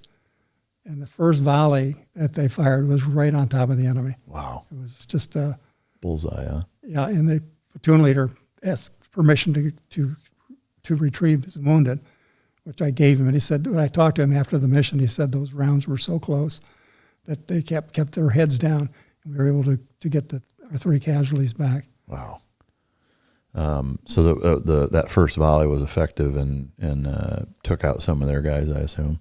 Yes, and the other thing that happened that when we got the helicopter, gunships came in almost immediately and started to hose that area down that we marked with smoke, and then the battalion commander gave me permission to withdraw. I said we've got a heavy weapons company out there at least because we got a heavy machine gun on wheels out there. So I'm thinking we got at least a battalion out there in front of us. So he said, go ahead and withdraw. So I came back to the NDP and went through. By that time, they had called in the quarter cab, the 1st and the 4th cab, which was a mechanized unit, and we infiltrated back through them. They were at the edge of the runway in the jungle. Yeah. So I started dipping when I was in high school.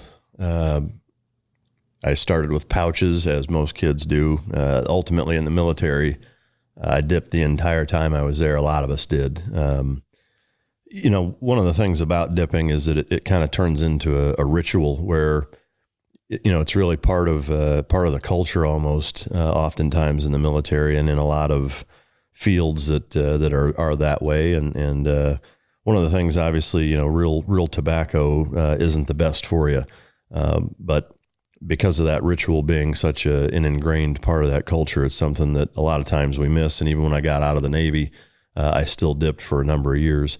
I wish that I had this product, Black Buffalo. It's a tobacco-free alternative that I can tell you it looks, smells, tastes, feels everything like the real thing, but there is no tobacco in it. And it's a phenomenal product. They have mint, wintergreen, blood orange, straight peach. What's cool is they've got the straight as far as the cut. They've got long cut. They've got pouches. So it's really kind of a one-stop shop for tobacco-free alternatives that way. But they also have a zero version, which has absolutely no nicotine. So you can get it with nicotine if you want the nicotine, or you can get it without nicotine if you don't. It's all food-grade ingredients, green cabbage essentially, as well as pharmaceutical-grade nicotine if that's the option that you choose. But it's just an awesome company. It's veteran started. And they're big supporters of the Mic Drop podcast. And it's a product that I stand behind and absolutely endorse. It's a great crew of guys. What's really cool about Black Buffalo is it's the look, the feel, the smell, the taste, the texture, everything the same as regular dip. And, to me, that's the big thing missing from all and any other alternatives, little pouches of nicotine or any of the other stuff that doesn't use a product that really has that same feel. It doesn't feel like you're actually dipping it. So Black Buffalo has done a masterful job at creating that same experience. The flavors are all on point. The long cut and the pouches are both just like the real thing. And again, the fact that you can get it with nicotine if you want, or you can get it completely nicotine free if you want. So again, if you're 21 years or older and you dip and you want that tobacco-free alternative, go to blackbuffalo.com and the code is MicDrop for 20% off. And so what happened after that? So because that was 8 a.m. and at nighttime is when you were wounded, correct? Yeah. So we at that point in time we were out of it, and the enemy must have withdrawn. The Air Force or the Army helicopters came in very quickly to add to the chaos for them. And then my forward platoon leader, not my forward platoon, but my artillery forward observer, he had called in a mission also to our 4 Deuce direct support, 4 Deuce mortar, which is a much larger mortar than the 81. And that also came in. Is that a 105? That was 4 Deuce. It's a heavy mortar. Okay. It's bigger than I want to say it's a little bigger than a 105. Yeah. And so that came in as well. And they had what we called marching fires. So you're in the jungle. As you can imagine, it's kind of difficult to read a map. It's pretty flat Yeah. where we were. So you're doing steps. That was another reason I wanted my artillery forward observer with me, he and his recon sergeant, so they could also come with me and keep our position known, so we could call on a mission, know where we were. That was all part of the pre-planning, and that. So there was a lot of fire brought to bear on the enemy quickly, Yeah. which allowed me to withdraw. So you made it back. What happened after you got back? Did you guys lose anybody? We had three. We had three casualties. One of them died. Yeah. One troop died. The scout dog and his handler were not They survived. They Could be easy targets, and I really saluted them. They were so brave. They were always on point, and and the enemy hated them. I mean, they knew what that dog could do. Yeah. Okay, so you get back, you kind of regroup. What happened after that? Yeah, I reported to the battalion commander, told him what had happened, and gave him a rundown. The brigade commander had called me right after the contact started. There was a lot of division commanders, brigade commanders would come in on their helicopters quickly to a point of contact. And I couldn't talk to my radio operator. Said the brigade commander's on the phone, Captain Modrall. I said, well, you're going to have to talk to him because I'm telling him I'm fighting this company, and I will call him when I get a break. Yeah. And I talked to him later. He totally understood. And then we just stood down, cleaned our weapons. I managed to get around and talk to some of the troops, and then thank the platoon from A Company that had been with us. Yeah. But we lost the one soldier, and then two were wounded. I don't know how they made out later on, and I couldn't follow up because that night I was myself was wounded. Yeah. Was that another mission that you guys went out on that night? No, it was not. It was we were just back in the NDP, and we were in our positions with the flares going off in a battalion perimeter with the 105s in the center, and the NVA and Charlie were very good with mortars. They were very good, and they had dumped in mortar fire on our position one other time, and one of the rounds had hit within the sandbagged area of one of the 105s and killed the crew of a 105 crew. Wow. 3 of them were in that. I don't know if all of them were killed. There was, I believe, 1 KIA at the beginning, and then they medevaced the other 2 men that were in the. But that you can hear a mortar when it goes off, particularly in the still of night. Yeah. Makes that poop poop sound. Yeah. I heard it. Woke me up right away. I heard someone yell incoming, and the flares were up, so I could see out of my perimeter. So I stood up to see if my troops were moving to because they were right, the way the position was set up. You had the First Division had a policy on how to build a fighting position. You had to follow it to the letter, because if you didn't, the division commander would relieve you, as he did my predecessor. So they were one fighting position behind another, so you had interloping fires covering one another. And behind that, you had your sandbags 3 or 4 high, where you could leave your air mat and lay down and sleep. And then if you got incoming or attacked, you could roll right into your position. So I stood up just for a moment to see if my troops had got the message that was incoming, and the mortar hit and knocked me right into the fighting position. Wow. Did you stay conscious? At first, Yeah. I did. I can remember that some of those moments where you never forget to get it. Yeah. The flash, and then the being thrown into the foxhole and the pain in my right side. And I had my hands up on like this, up where my flak jacket was down, which exposed my chest. If I'd had my arms down, I probably would have broke my arm. Yeah. But it went into my right lung and knocked me into the position. That was a piece of shrapnel from the artillery, or? Yes, Yeah. It was about the size of a 38 round. Yeah. and it went into the lung and caused some internal bleeding. And I lost consciousness. I remember them calling in for the dust off. It seemed like ever the dust off didn't come in.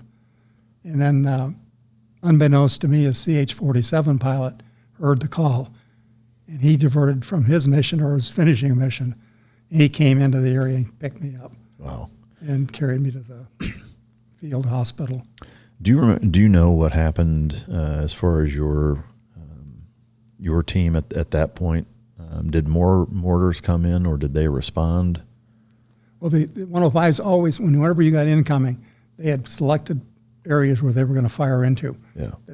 Where you could set up a mortar. And so they were in there. They were firing away too. Yeah. There was no ground attack. It was just the mortars. Did they manage to get any more off, or was that it? That was it as far as I remember. Yeah. I stayed conscious for about maybe 5 or 10 minutes. Remember the battalion surgeon coming down and wrapping the wound with the old sucking chest wound. Yeah. And coming in and putting a Band-Aid on it, which I remember ripping off because I couldn't breathe. And then the helicopter coming in, the Chinook, the CH-47, and then being put on the helicopter. And the next thing I remember is waking up in the 3rd Field Hospital in Saigon. Wow. How much time transpired, do you know, from when you got hit until you woke up in that Saigon? It's probably 8 or 9 hours, because it was early morning hours when the mortars came in. I'd say 1 or 2 o'clock in the morning. Yeah. And it was probably 10 or 11 o'clock in the morning when I suddenly woke up outside the OR, operating room of the hospital. Yeah. And I asked the doctor that was passing by, I said, what are you going to do? I had a bottle on the floor, a gallon jug, which was half full of blood. I had something going into my left foot and my right foot and my right arm, some kind of intravenous working in a test tube into my chest. So I said, "What's up, Doc?" I said, "What are you doing?" He said, we were preparing you for surgery, but you've stopped bleeding, so we're going to put you in a room here momentarily." And I said, "Oh, by the way," I said, "how much blood did I lose?" And he said, "Not much." He said, "I put in 6 pints." Not much. And eight is what you can lose before you die, right? And he said there was one going in you when you got here. Wow. So you lost at least 7 pints that they count for. And I looked down my body. It stripped all my clothes off, ready for surgery. I was just totally red from the red clay. And I noticed my rubber grommet around my dog tag was off. For somewhere along the line, when I was picked up at UDAP to Saigon, that pilot and whoever was on board with him sat down, and a medic or a doctor would put another pint of blood in me and save my life. Wow. Yeah, that's amazing. Do you know your unit, how long they were there after you were wounded, how long they stayed in country? I don't have any idea. My battalion commander came by the hospital the second day I was in the hospital, along with First Sergeant and Sergeant Linehan, who the battalion commander, he identified himself as the, "Hey, I knew I was Lieutenant Modrall's platoon sergeant when he was in Germany." Yeah. So he brought him along too, so I got to see him. Yeah, but you don't know what happened to your men after that? I mean, did they get hit hard? Like, did you lose any more guys? They must have, Mike, because when Colonel Cochran called me back, and he was stateside at that time, a year or two later, he was on his way to Washington. He gave me a rundown of what had happened, and he said, "When you were hit, I put Lieutenant Miley in charge of your company, in command of the company." And he did that based on my recommendation. He was going to fire Lieutenant Miley earlier on in my tour because he was out on ambush, setting an ambush at night, Lieutenant Miley's platoon. And he went with the ambush, a crew of 4 or 5. And he left one of his men behind. And So Lieutenant, I had to call a colonel, and Miley came to me and said, I forgot so-and-so. I said, well, get on your horse and go back and find him. And then I called the battalion commander and said, we can't move up because we're missing a man. And he said, well, I want to relieve Lieutenant Miley. I said, sir, if you relieve him, you have to relieve me, because he has a platoon sergeant that was in charge. He get a head count from your sergeant. And he took that. Maybe he should have, but he's my best platoon leader. I don't want to lose him. So he reconsidered. Wow. And then he took your spot. And he was wounded. Oh, wow. So they were getting after it after you left. And if you hadn't gotten wounded, you'd have been in the thick of it, I'm sure. Probably. You have to believe, company commanders and platoon leaders were prime targets. And so it did, I don't think, it was, there were so many NVA that were turning up. They were building up for TET at that time, because in my last days there, we were getting contact, and which means there were more of them. We were finding more and having more contact across Vietnam, and they were regulars, so they were building up, for TET. Yeah. How long were you in Saigon in that hospital before you came home? I was in Saigon about a week, and then I went to Japan to recoup. And I said, oh, good, I'm going to have a little R&R. And Colonel Crockett said, when you get back in country, I'm going to bring you back and make you my S1. I didn't say anything to that. But when I got to Japan, that x-ray showed that all the blood that I'd lost had not been evacuated. And so the doctors came in, and this was the 24th of December, the day before Christmas. And he said, on the 26th, we're going to operate to take that, we're going to do what they call a surgical peel. We'll open you up and we'll peel this clot out of you. That's compressing your lung. You can't, it showed up in the x-ray. So they did the operation on the 26th, but it hadn't clotted. And the result was they spread that blood all over my chest, and I got a staph infection. Oh, wow. And that almost killed me. I ran a temperature, and this is in Japan now, so I'm at the 7th Field Army Hospital in Japan. And after this erupted, and they couldn't get the temperature down with antibiotics, and they turned up, they had what they call a double empyema, which is a pus cell the size of a softball and the size of a baseball. 2 of them were in my chest. So they evacuated me to the 249th General Hospital, a larger hospital in Japan. And they performed surgery the next day and to remove those 2 pus cells. And then I woke up from surgery. I felt 100% better. All that poison was out of my system. And there were 2 tubes again out of my chest where they were draining those pus cells. Yeah. The shrapnel that did the damage, that's still in you, right? Yes. Yeah. And was there a reason for not taking it out at that time? That's another story. Let me tell you about it.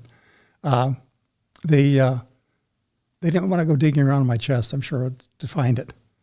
But when this whole thing erupted later, 40 years later, when I got some hemoptysis, which is a bleeding from my mouth. I was suddenly sitting in a restaurant and I started to bleed.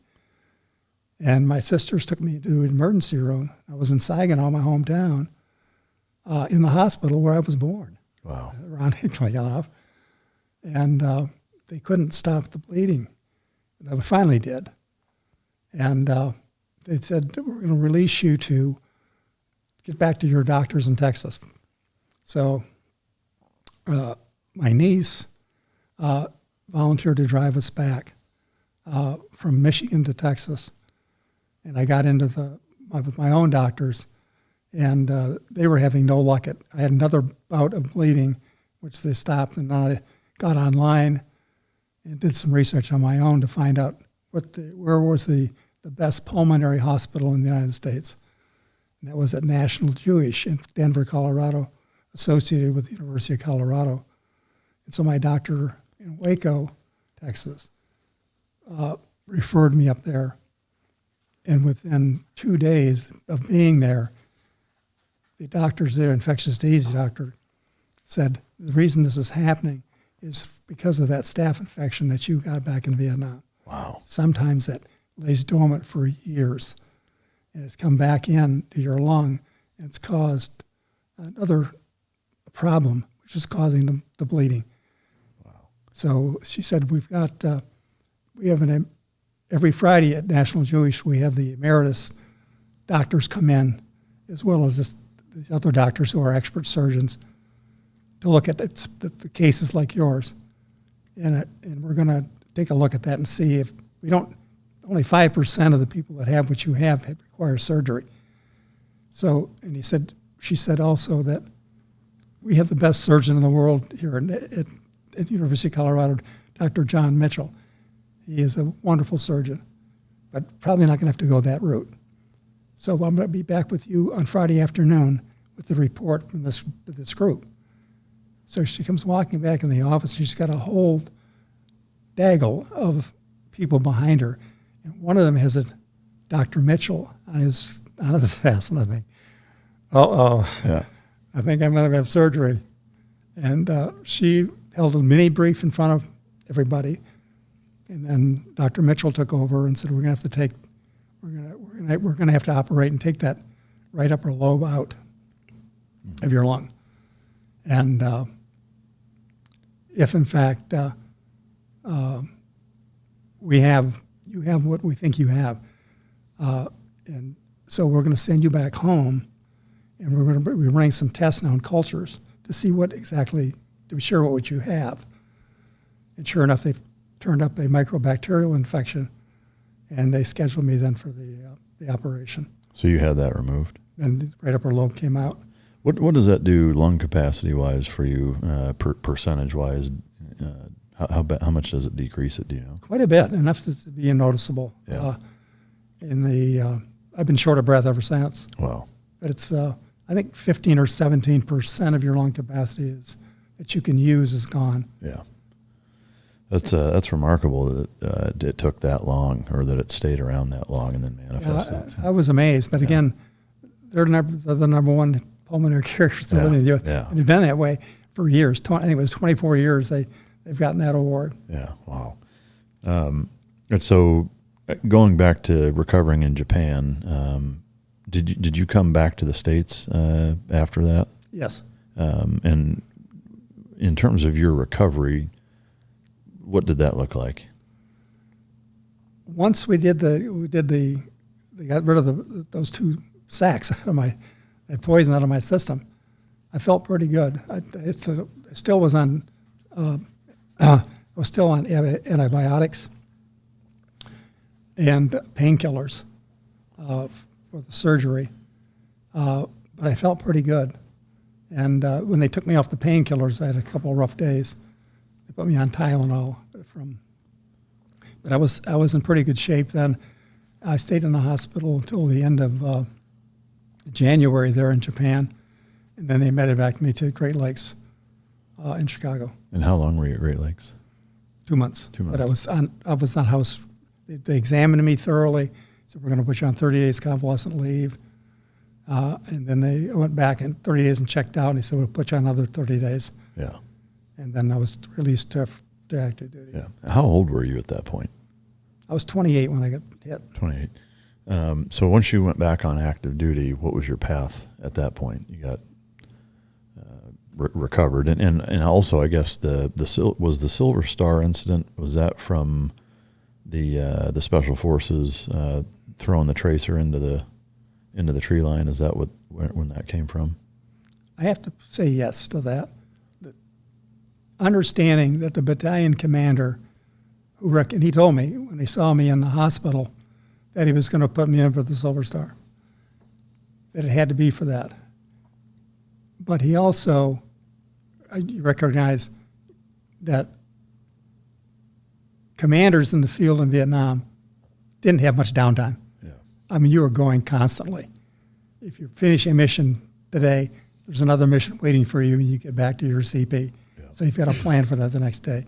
So it was probably his S1 that put that together. And there's every truth in that it's all true, but there's no mention of the search for the regiment. Oh, okay. But I think Colonel Cochran was driven by that. Yeah. Yeah. And also by the fact that my company was on the main point of attack the night of when the NVE got up within 25 meters of Yeah. the That's wild. our line. All right, so sorry for the getting you off track. So you come back on active duty, and then at what point did you decide to go the aviator route? Was it right away? I had turned down my regular Army and graduated. Only 10% of the ROTC grads get that opportunity to go regular Army. I turned it down. I wasn't sure I'd want to make the Army my career. So I went as a reservist. So I made my decision on branch basically based on getting into flight school. So I went to infantry first, and they said, oh no, you've got to go back to Vietnam before we send you to flight school. Then I tried armor branch, and they said, sure, we'll send you to rotary wing school. Then I checked with MI, military intelligence, and said, yep, we're going to send you to, after you finish the career course, we're going to send you to fixed wing flight school. I've always been a nut for military intelligence. Yeah. And so I said, I think that's the route I'm going to take. And I've never been sorry for that because I had some wonderful assignments through military intelligence. And the one combat tour I had was in Vietnam as a military intelligence officer, was in the 131st military 131st. Is it aviation wing? It was an aviation, yeah. I can't think of the 131st military company, aviation, intelligence, military intelligence company, and in parents, aviation. Yeah. And I was a platoon leader for the Slaughter platoon, which was 10 aircraft. And then I was operations officer for the company, which was really almost a battalion minus. It was a combination of two companies that were merged. There were 200, we had 20 aircraft rather than 10. And then I was the executive officer and also spent a brief period of time as liaison with MACV. I'm curious about that. I mean, that's a pretty notorious acronym with the MACV SOG anyway. What can you tell us about that? About MACV itself? Yeah, like your time spent there. Well, it was nice. You slept you had a little hooch with sheets. Yeah. That was nice. You didn't have in the infantry.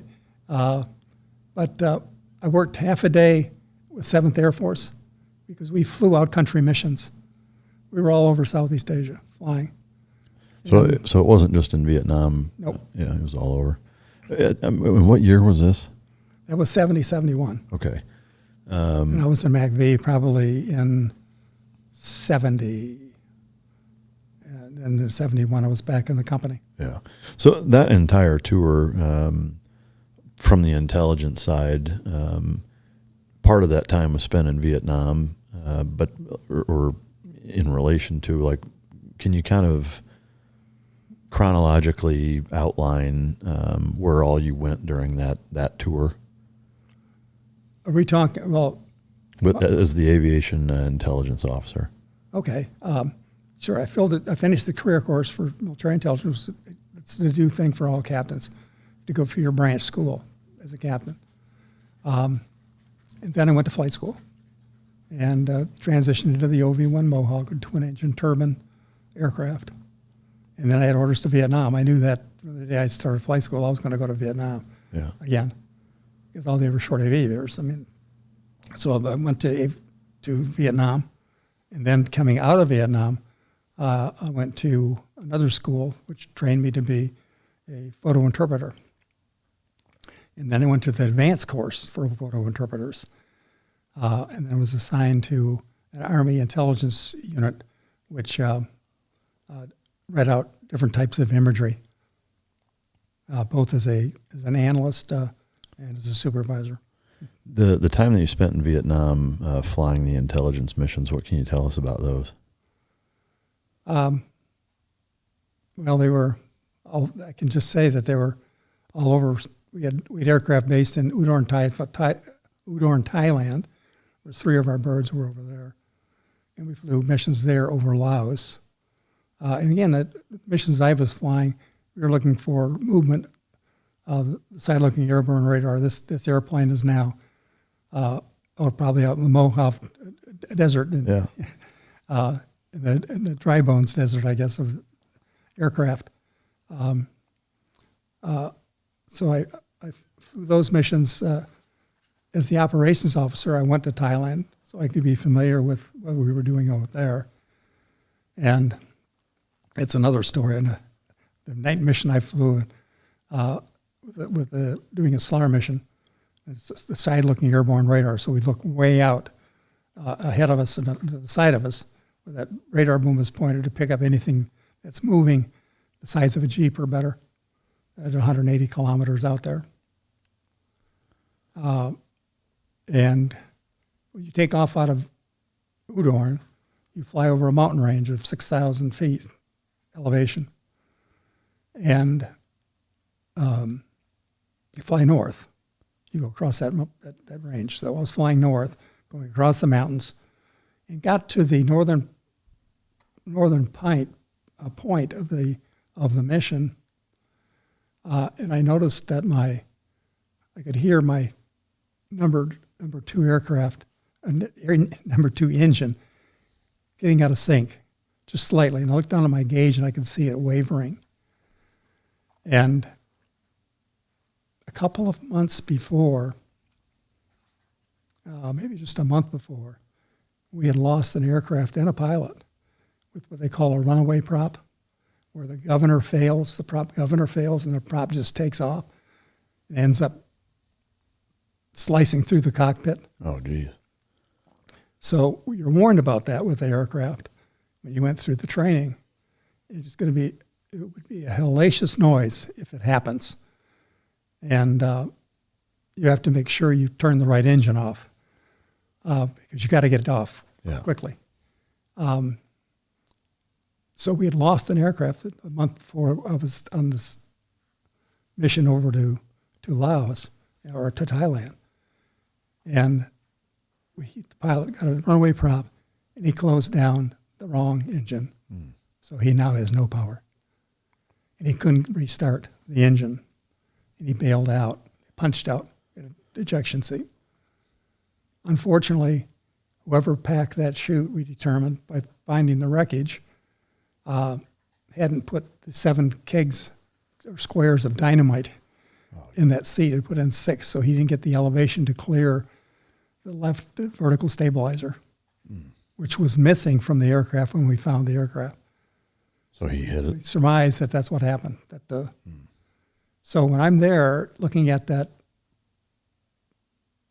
gauge that's deviating and hearing that Tom, which is off record, I'm immediately turning 180 degrees going back toward Udon, knowing that my aircraft can maintain 6,000 feet approximately only. Yeah. I switch over to the main tank. I have main tip tanks and main tank.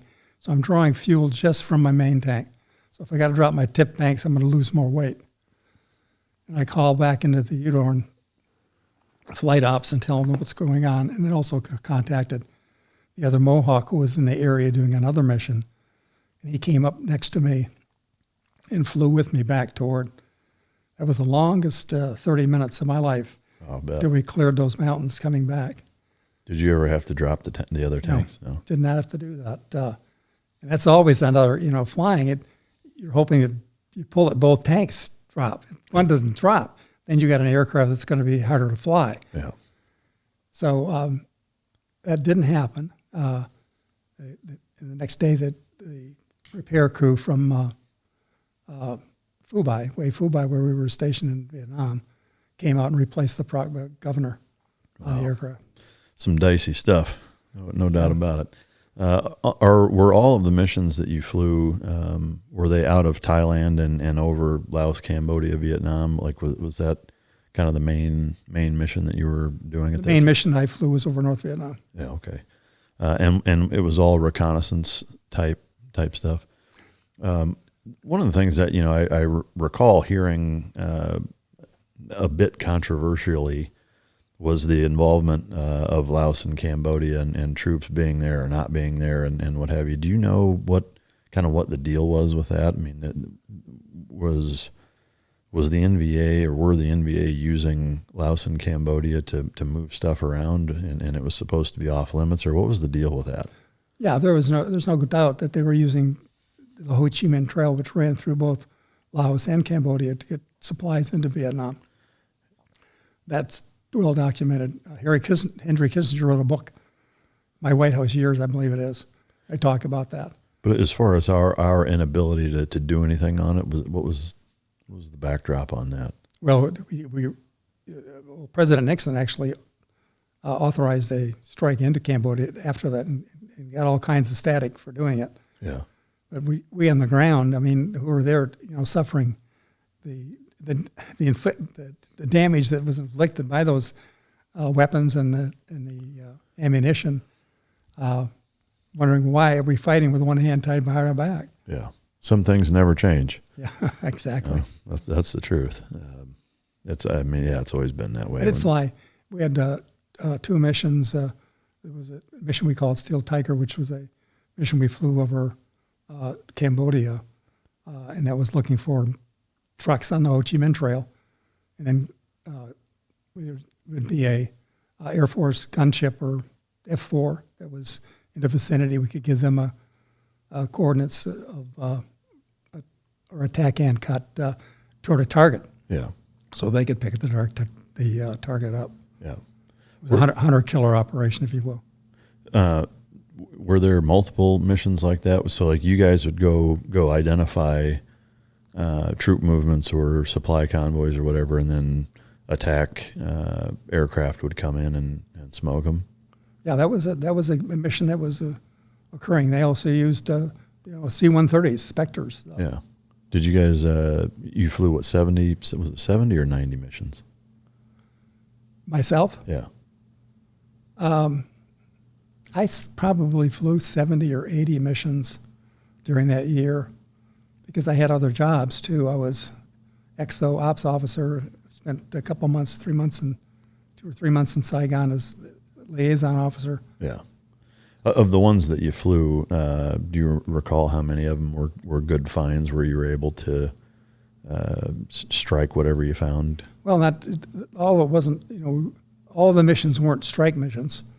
They were just intelligence gathering information of what was moving. Yeah. And so they were generally successful. Yeah. So of all of the reconnaissance missions that you went on, were any of the finds particularly large? Like, did any of them stand out as being kind of the big mission, or ones that just were bigger than normal, or that were exceptional finds, or were they all kind of similar? They're basically similar. I mean, you're just looking for the number of movers you've got on the SLAR screen. You got a technician over here on your right who's doing the in-flight readout, so he can actually, on the Steel Tiger mission, he can actually talk to the Air Force and say, "Here's the mover." Yeah.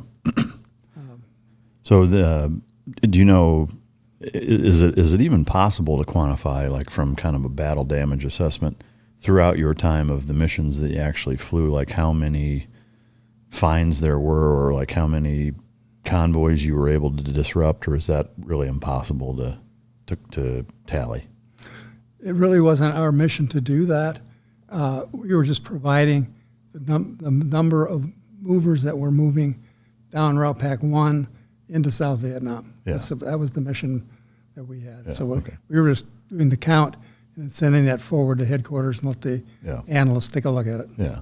Because you guys weren't actually engaging enemy forces, were there ever times where you guys were fired on? Oh, yeah. Really? Yeah.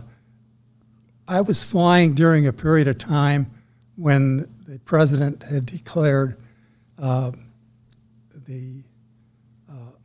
call it no-fly zone or the air war against North Vietnam was ceased Oh, really? to exist. And the reconnaissance missions kept going on. But during the period of time when they were actually, bombing North Vietnam, yes, there were there was a lot of activity. Yeah. Any super close calls? Not for me, because I was, again, the true period of time I was there, 70, 71, the air war against North Vietnam was on cease. Yeah. Do you know why they would make that decision? That seems foolish. Well, Is it a political thing? Many would argue, Mike, that many people make that same observation in Vietnam. Too much of the Vietnam War was handled in the White House Yeah. and not in the field. Yeah. I mean, seems like that's kind of the chief concern / complaint of warfighters of every generation is politicians getting involved. People that have never fought, that have no concept of the battlefield, no idea of tactics, and are making decisions solely on optics and political gain or loss. Which is a travesty. I mean, going back to I don't know if you've seen the movie 300. I mean, it's impossible to know, just how accurate it was. But there is reflections of crooked politicians setting up soldiers to fail even back in Spartan era times. So it's certainly nothing new. But it's no less frustrating. You'd think that societies after a few millennia would figure out how to make that separation, but we haven't. Was there a sense for you guys as soldiers during that time that was going on, and a level of frustration towards the executive branch of the United States at that point? I mean, or did you guys kind of stay out of it? We stayed out of it. I mean, we're military. We work for the commander-in-chief. But internally, I mean, you're feeling it. Yeah. Particularly the Air Force. I mean, they suffered much more than we did at this time, particularly when the Air War was going on. And if you read Thud Ridge or some of those books that are out, where the Air Force was going in and bombing what? Were they these vital targets that were risking our aircraft and our air crews? Were the targets really legitimate? I mean, that question has been asked time and time again. What type of targets were they? Well, could be, when you look at World War II, and the targets were hard targets. I mean, we're going after sub-pens, we're going after industrial areas, and all those were off limits, basically. We didn't want to upset the apple cart. Yeah. If you want to, President Nixon, to his credit, to get our prisoners back, he released the bombing onto the infrastructure of North Vietnam for a short period of time. Yeah. And it worked. That's so frustrating to hear. Like I said, it seems like some things never change. And if we had, if he had, flipped the green light on to go after, started the bombing again of North Vietnam, then we would, the 131st Military Intelligence Company, Aviation, would have been involved again. Yeah. They were going to fly north and find targets. Yeah. As they did earlier in the war. Yeah.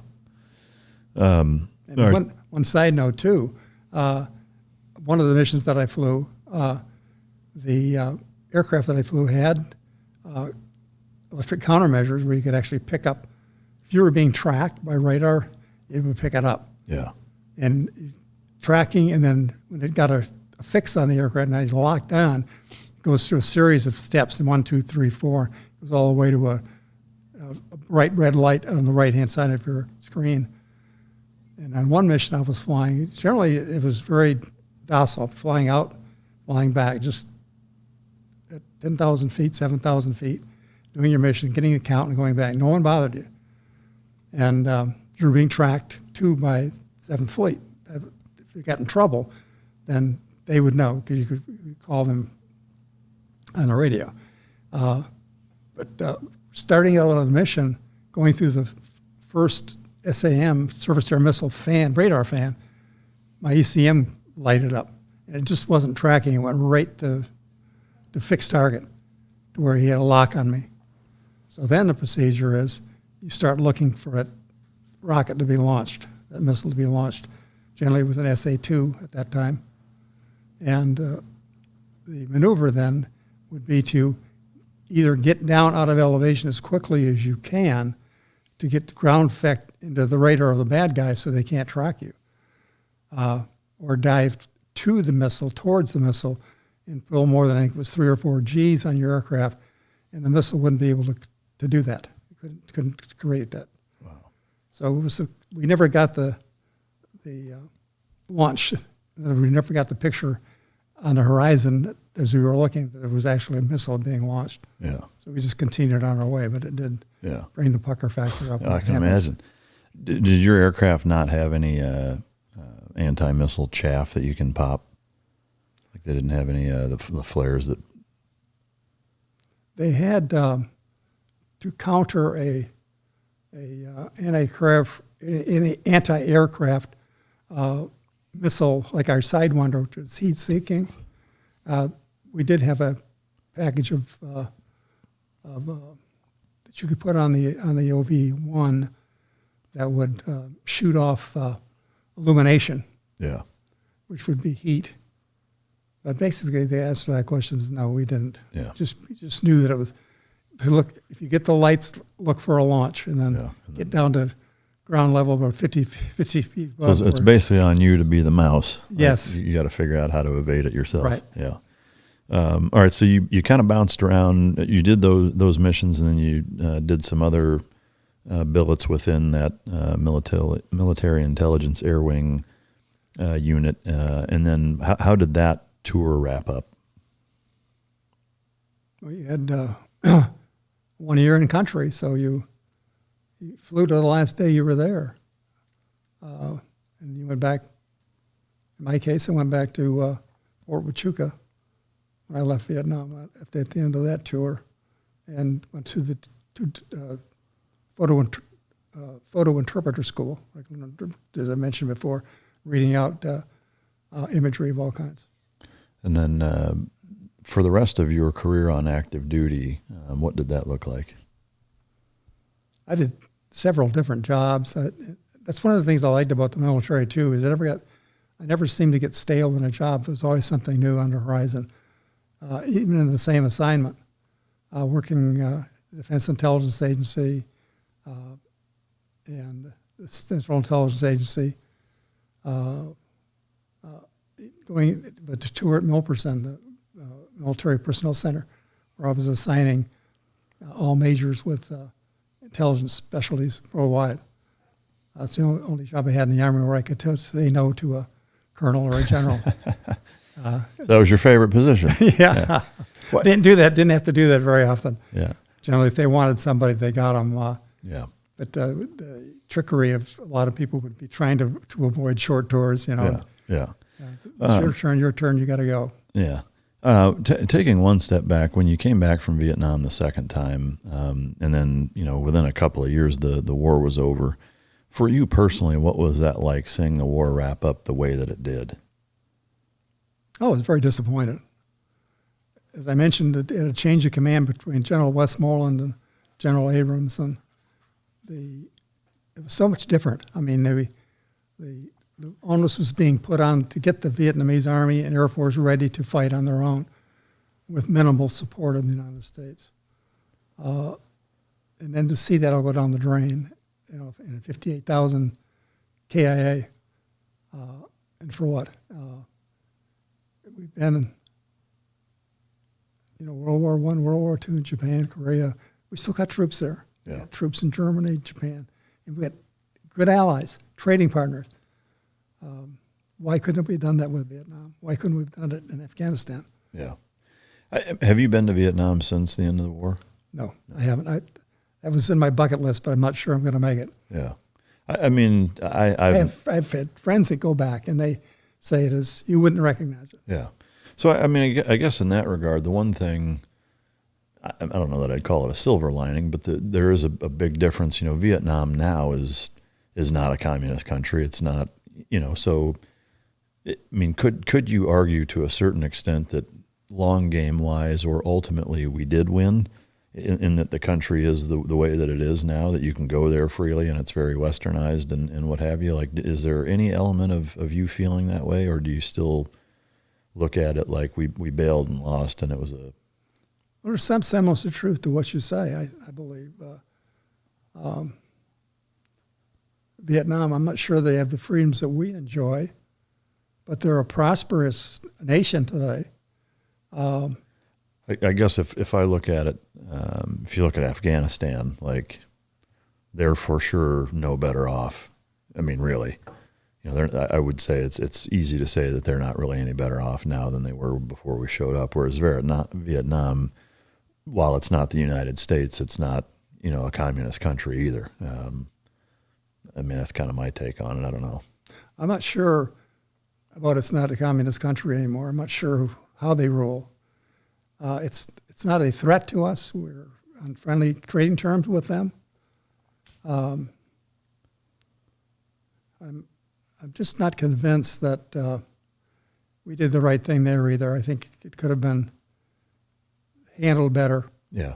Americans, I learned, in college, in a course I took on American presidency, I remember the professor saying, Americans have a very short patience with wars. They want to get in, win, and get out. Yeah. They don't want to stick around.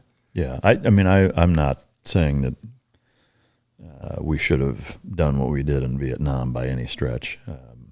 Again, I guess in trying to find at least something positive out of it, it at least seems like it's better off than before we went there. But not only that, Mike, I think that in my opinion, had the Russians and Chinese not taken on Vietnam to turn it communist, they would have tried somewhere else. Yeah, they were going to move. They moved in Europe. They tried to do damage to Greece, to Turkey, and so I think they would have struck somewhere probably maybe closer in the Western Hemisphere in South America somewhere. Yeah.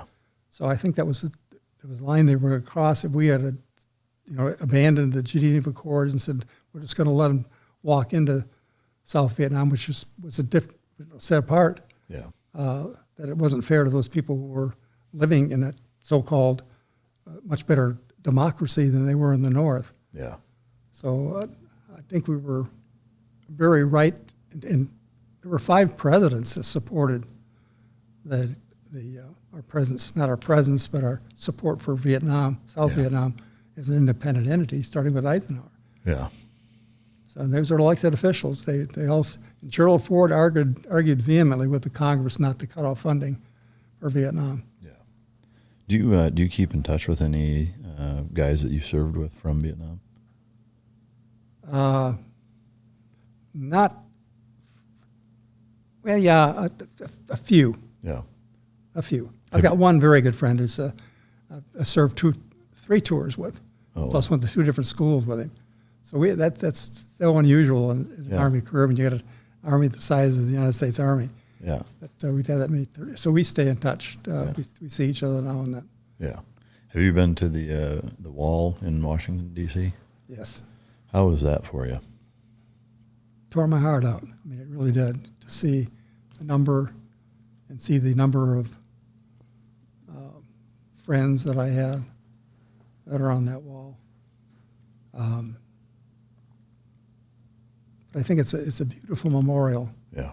Both the 3 figures, the statue of the 3 figures, and then the wall itself. Yeah. Yeah, I think they did an amazing job with it. It's one of the most impactful and powerful places you can go, I think.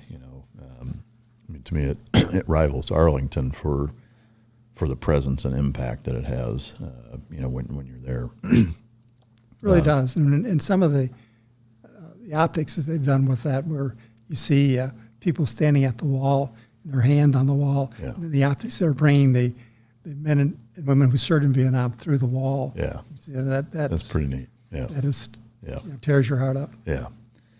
All right. So, your career spanning after Vietnam was significant. I don't want to gloss over it, but when you look back on it and kind of reflect on your time post-Vietnam, how would you characterize the rest of your career in terms of what it meant to you, what you did, the things that stand out as being memorable? I think I take a lot of solace and pride in the fact that I was involved in training for so many years. The ROTC, 4 years at West Point, 3 years. So I was able to actually have an impact, I think, on future generation of officers that would serve in the Middle East during Operation Enduring Freedom, for example. That was a remarkable military feat, what we did in the first war in Iraq. Yeah. In my view, we stopped too quickly. And I think General Fred Franks, who commanded 7th Army at that time, would agree. We stopped too early because the objectives hadn't been met. Yeah. The Republican Guard hadn't been destroyed, and that was the goal. Had that been destroyed, we might have had a different Middle East and may not have had to go back and fight the second Gulf War. Yeah. Yeah, I think that those years in training that I was on the platform at West Point, and then also the recruiting and teaching and being a professor of military science, and then a brigade commander with ROTC, being able to influence the training of those troops who would serve in those divisions that fought so well in the Middle East. The time at West Point, I'm fascinated by. You were there for several years, right? 3. Yeah. From a living standpoint, do you live on campus? I did. Yeah. I did for. Do most professors? Yes. Yeah. Yeah, they have the quarters. Yeah. They do the quarters. It was amazing. I don't know when the quarters were built, but I could barely get my station wagon in the garage. Station wagon because it was so narrow. Yeah. A Model T Ford would have fit in there very nicely. Yeah. Wow. They're old, but they've been remodeled and refurbished, and it's a beautiful post. I mean, if you're a history nut like I am, I mean, that was worth so much to me to be there. Oh, I can imagine. I've never been. I'd love to go. I can't even imagine being a professor there and what that would be like. That's pretty amazing. Yeah, associate professor at West Point. I looked at those students. If you love to teach like I did, here you have a captive audience. I mean, they love me. They're there by choice. Yeah. They're the cream of the crop. And they're just like sponges wanting to learn. Yeah. What did you teach there? International relations. And then I taught and put together a course called American Institutions, which talked about the institution of the media, for example, business. And then I would bring in speakers from those various institutions to speak to the Corps cadets. So it was the associate department. I was in the associate department. Yeah. And some of those people you would remember came into the department to talk to us. Trying to think of his name, which escapes me now. But Helen Thomas was one. She was a media icon. Ike Thomas was another. Ike Pampas, I guess was his name. He came in from the media. Yeah. Then they had the chief financial officer for a major corporation that came in. And trying to think of the era was the Watergate era. Ben Bradley. Oh, wow. He came in to speak for the media. So it was a fun assignment, a great family post. They're skiing on base. My kids, really? Yeah, my kids loved it. I mean, they could catch a bus from quarters and go over to the slopes and ski in the afternoon. Wow, that's amazing. How old were they when they were there?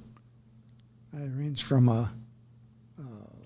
Matt graduated from high school there, so he was the 11th grade when we got there. Andy was in 8th grade-ish, and Marcy was in elementary school. So the full gamut. Yeah, but they really enjoyed it. It was a great family post. Yeah. So it went well all the way around. Yeah. Did you have kids when you were in Vietnam, or was it after that?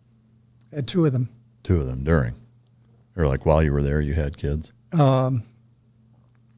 My daughter Andrea was born just before I went to my first tour. Wow. In August of '67, she was born. Yeah.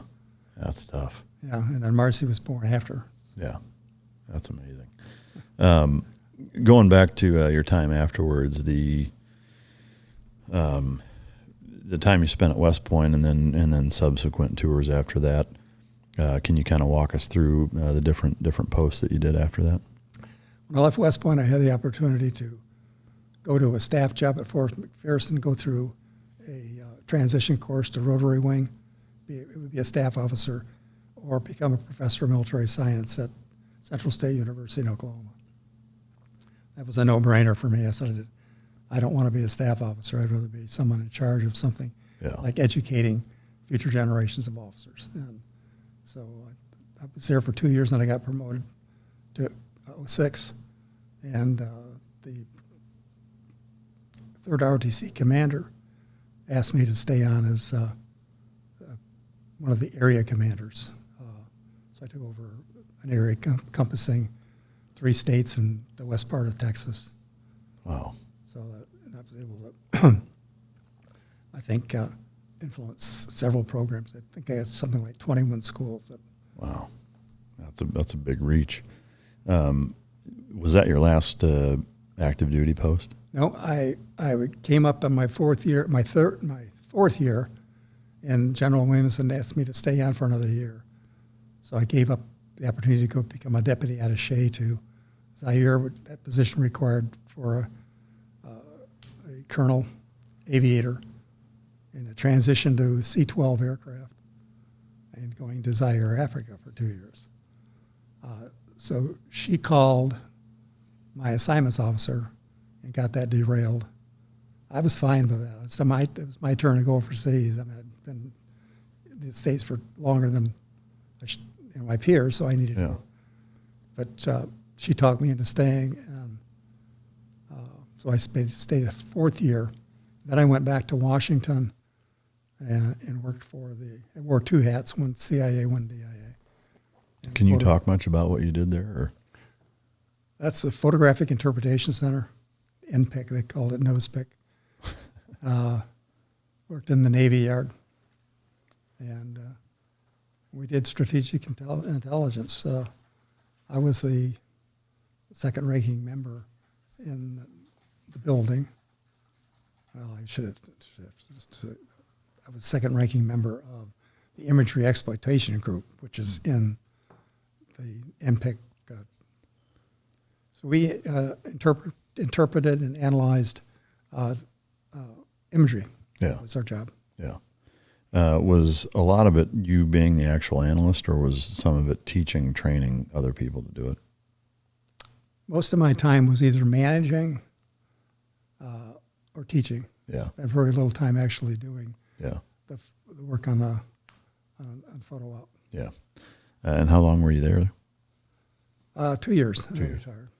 And when you retired, did you retire, or did you go do something else after that?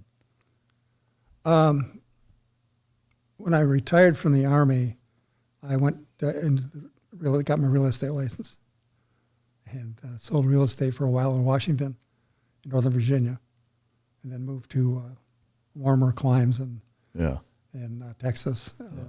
Sold real estate there for a while, and then went to work for Merrill Lynch. So I got into the finance business, having clients and setting goals and teaching people how to invest. Yeah. Do you still do any of that? I do it for family. Yeah. The bureaucracy of, I never had a complaint. I never had a client write a nasty note up to the board of anything like that. But the fact that I was being interviewed every year by people who were trying to make sure you dotted all your I's and crossed all your T's. It was just 2 or 3 days out of my work doing it was wasted. Yeah. So I said, it's not worth it. So I still do it for family. Yeah. But no more for making any money out of it. Yeah, yeah. So now it's just enjoying the grandkids and the morning walks and the devotion, right? Right, exactly. Yeah. Is there anything left for you bucket list wise that you plan on accomplishing?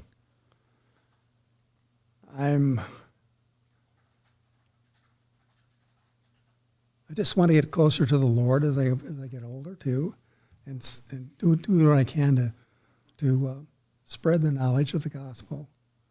So I spend quite a bit of time, reading and attend Bible study group. I've had a wonderful life. I mean, it's almost a magical life, the way that things have turned out. Yeah. So I spent a lot of my spare time, what I call spare time, reading devotionals and reading the Bible, trying to not only read it but interpret from my study Bible what's being said and what's being done, so I can be a better advocate for Christ. I think it's an amazing story that you have. It's fascinating to be able to ask you whatever I want for several hours and hear your story. And it's one that, again, I could spend days peppering you with a bunch of dumb, curious questions about all different types of stuff. But I again want to thank you for coming, for sharing your story and all of your service to this great nation. It's an honor to have you here. Well, thank you very much, Mike. And I can tell you, I didn't hear a dumb question. Well, I left the dumb ones out. That's why we're wrapping it up. If I had kept the dumb ones in, we'd be here for a few days. But thank you very much for having me. Yeah, absolutely. Is there anything you'd like to include before we wrap up?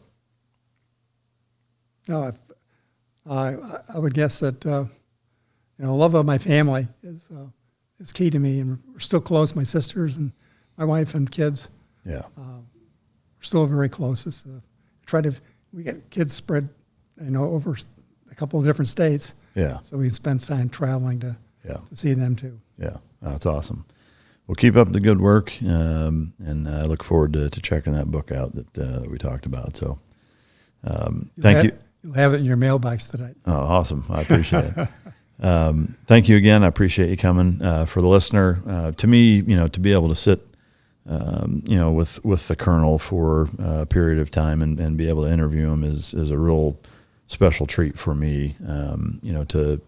To look up to previous generations of soldiers and warfighters, and kind of follow in the footsteps of guys like him, is a real honor, and it just holds a very special place for all of us vets nowadays to be able to talk to the guys that went before us. And it's really important to have these conversations and to also have them on camera where other people can hear your story and make sure that it's heard and told and gets passed on to the next generation. So I hope you guys enjoyed it. Appreciate the support as always. And until next time, this is Mic Drop.